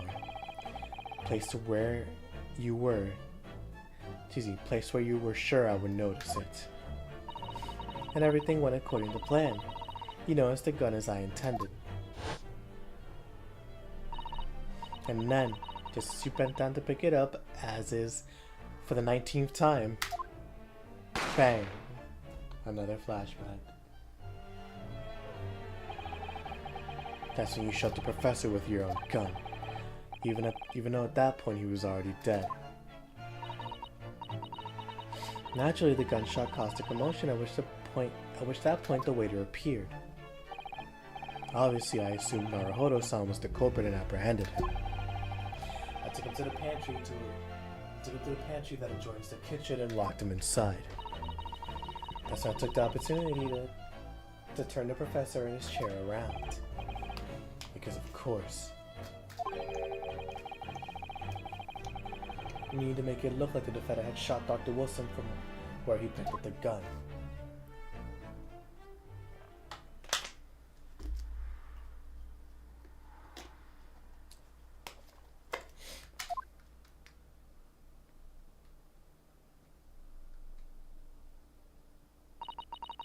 So there you have it.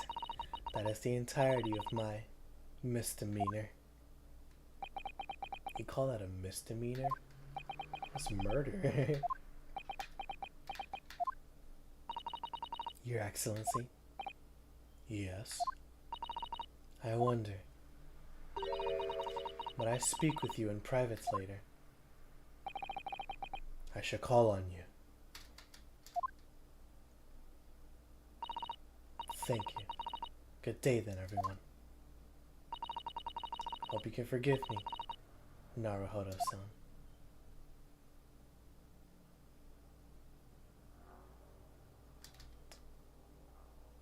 As I fade into the ether.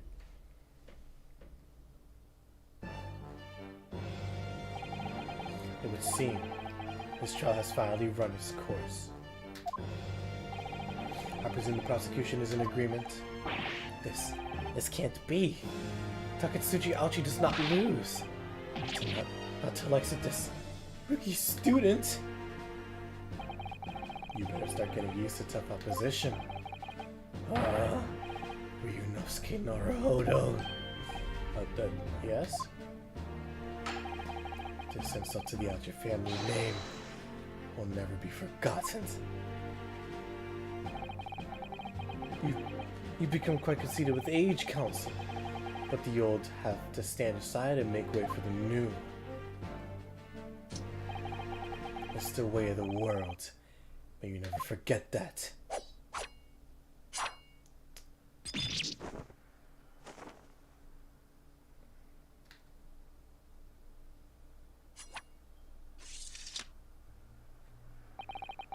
A thousand millennia may pass, and still the Aochi clan will never measure up to the Naruhodo clan. I'm gonna make that clear. He's right. That the Aochi clan never won a case against Phoenix Wright.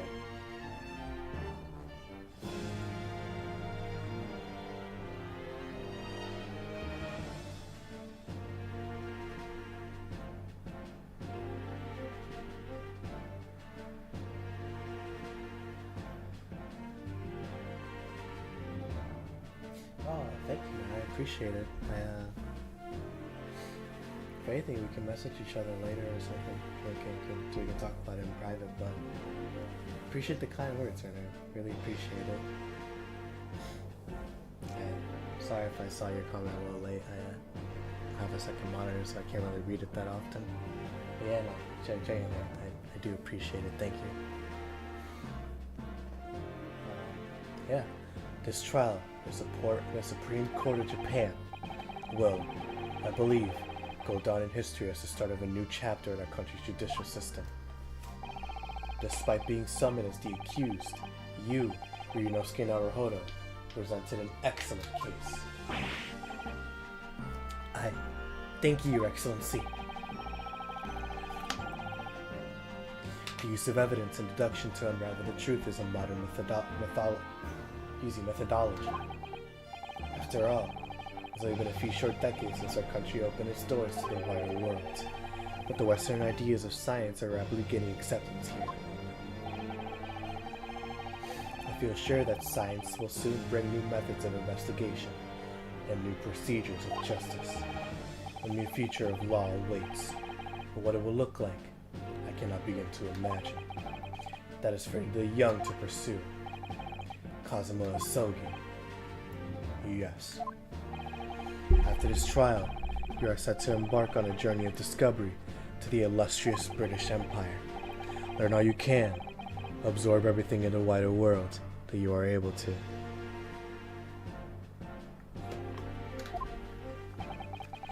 And do not forget, to fulfill the mission imposed upon you.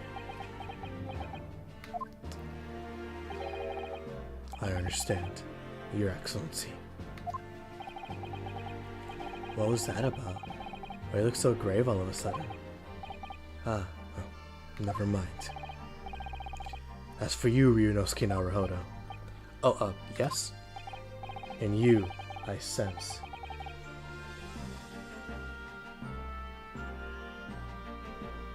How can I put it? Unusual potential. I very much look forward to seeing how you carry that onwards. Thank you, Your Excellency.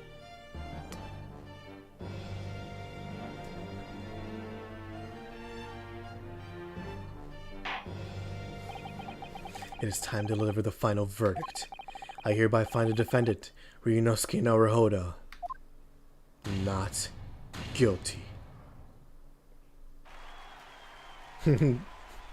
Ah, the soccer pedals. No confetti.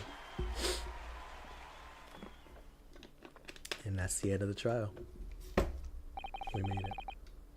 This court is now adjourned. Doom. Yep. How long did the trial run for? You're telling me when Suzuto... Well, no. It only ran for almost 2 hours? I feel like it ran for like 4. Oh my goodness. Alright. November 22nd, 2:46 p.m. Supreme Court of Judicature. Defendant's Antechamber 5. I can't believe it. I can't believe what's happened. I made it. I defended myself and made it through that horrendous trial. Ryunosuke, you finally pulled it off. Congratulations. Well, I couldn't have done it without you. Thank you, Kazuma. No, it was a pleasure to work with you, to watch you work. So you owe me an extra large sukiyaki from the place on Yuma University Street. Don't forget. Good afternoon. Well, your hard work has certainly paid off. Oh, that's Suzuto. Yeah, whatever, it's fine. Congratulations to both of you for proving Naruhodo-san's innocence. Ah, our trusty judicial assistant. You work hard for that result too, you know. Oh no, I didn't do any... Oh, thank you so much! If we hadn't had that research report of Miss Brett's, I don't know how things would have turned out. Your kind words should really be for my father. I was simply doing as he asked. It was his idea for me to go to the university and investigate. Your father? Ah yes, of course. Forgive me for intruding on court proceedings, Your Excellency. Suzuto Mikotoba, Judicial Assistant to the Defense. Speaking of Mikotoba... Ah, there you are. I believe congratulations are in order. Naruhodo, you did an excellent job. Thank you, Professor. Oh no, it is I who should be thanking you. After all, your efforts exposed the true criminal that took the life of my good friend. Good friend? Oh yes, you mentioned that before. It was you who actually invited Dr. Wilson to Yuma University, wasn't it? Yes, that's right.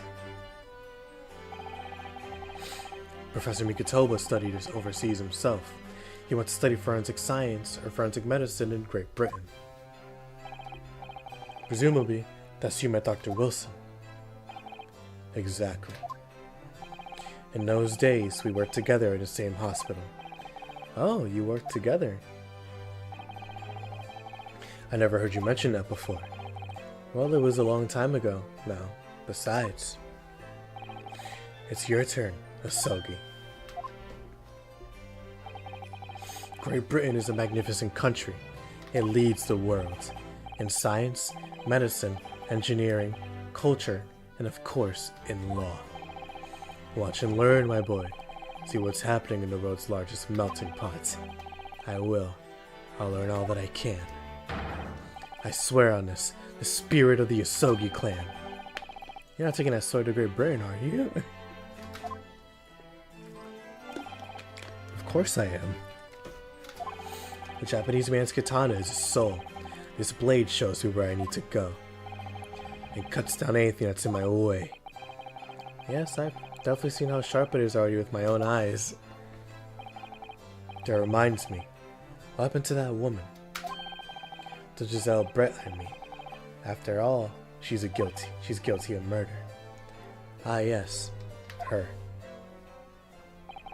It's not easy to tell you this, but what do you mean? Surely she's gonna face trial herself now.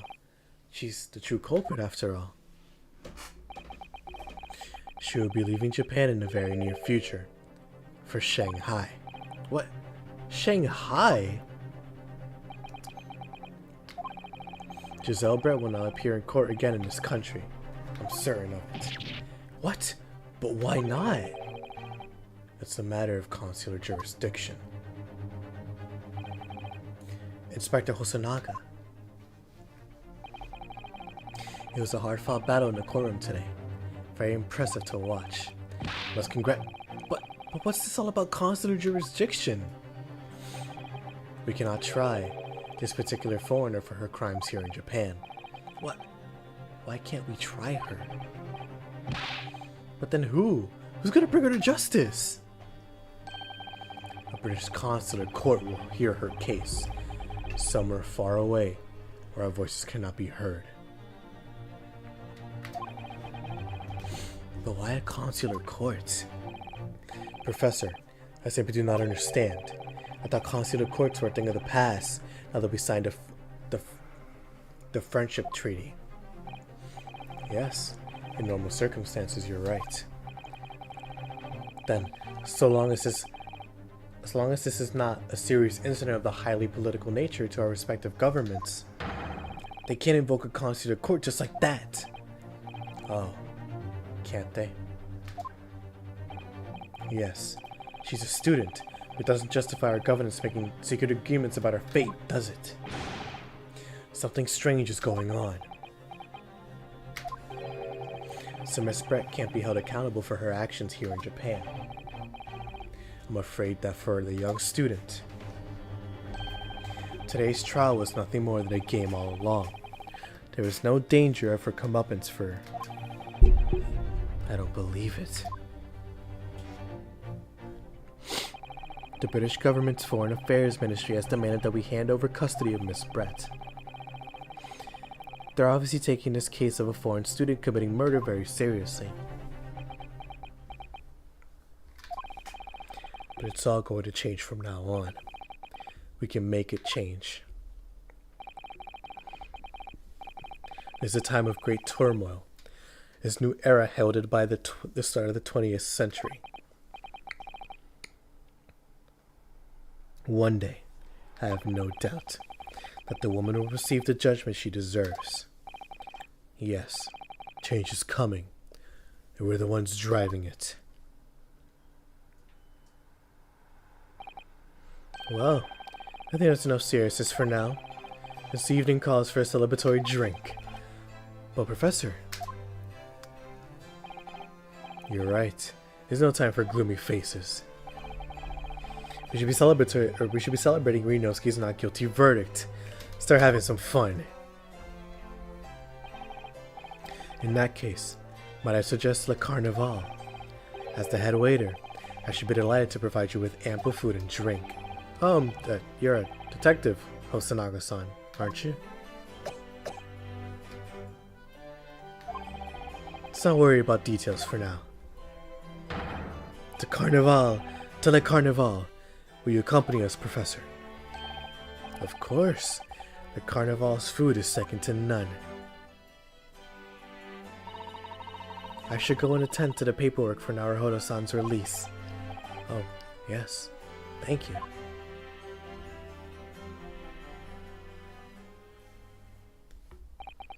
So, Giselle Brett won't be tried here. I suppose that means I'll never know. I'll never find out why she killed Dr. Wilson. Kazuma. Yes, Ryunosuke. I just wanted to say thanks again. That's all. Really saved my skin today. I didn't do a thing. You were the lawyer in there, weren't you? That defense was all your own work. Your skills made the difference, though. One day I'll bet you'll be the best lawyer in the world. I'm not so sure about that. To be honest, something kept occurring to me over and over again during the trial. I couldn't help thinking that maybe you're the one destined to become a great lawyer, not me. What? Come on, be serious. If I helped you today, it was only right at the very start of the trial. Yeah, that's what I was saying. You have a natural talent for it. For being a defense lawyer. Oh, no, not me. All the tense verbal combat? Yes. Frey, you're toxic. That's so funny. Oh, man. Oh, is there There you go. Alrighty. Almost done with this stream. And I can get the posting. Alright. Oh no, not me. All that tense verbal combat? Never want to go through that ever again. I just did what you told me to do, that's all. Because I knew I could trust you. That's the point. Sorry? What do you mean that's the point? Listen, Ryunosuke. Do you know what the most crucial weapon is that any lawyer needs in order to win? Knowledge of the law? No. The ability to believe. To believe? To believe what? A defense lawyer has to fight for his clients. He has to believe in them at all times. Like you believed in me when I said I didn't do it. I'm human, just like you. I don't do superhuman ability. There you go. Oh, wait. Not pin.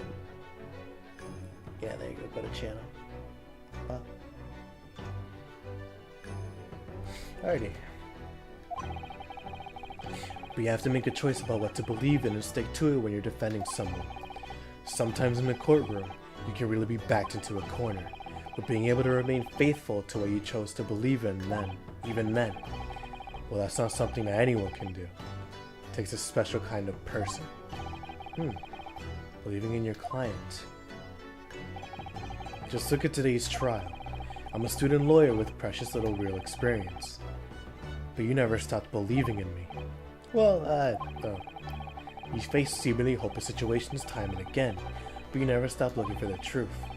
And in the end, you found it, through your own efforts and merit, and because you never stopped believing in me. Thanks, Kazuma.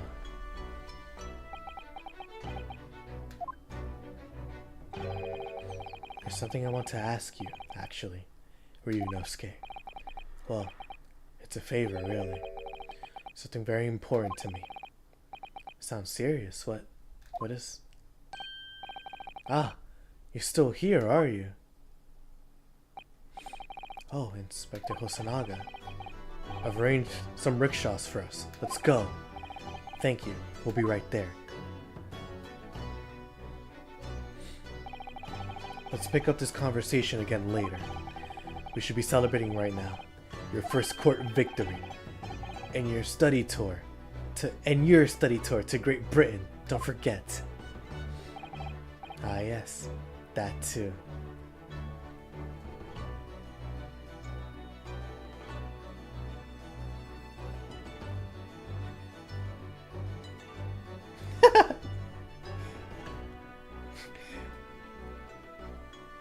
Ah, goodness. Ah yes, that too.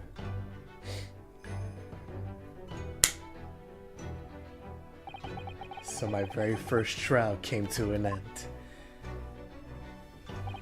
Kazuma, Professor Mikotoba, Suzuto-san, who acted as my assistant, Inspector Hosonaga, who didn't really play much of a part, but still. It was because of the help and support of all these people that I managed to get through that trial. But more importantly, Kazuma hadn't yet managed to ask a favor of me. Little did I realize just how much it would change my life.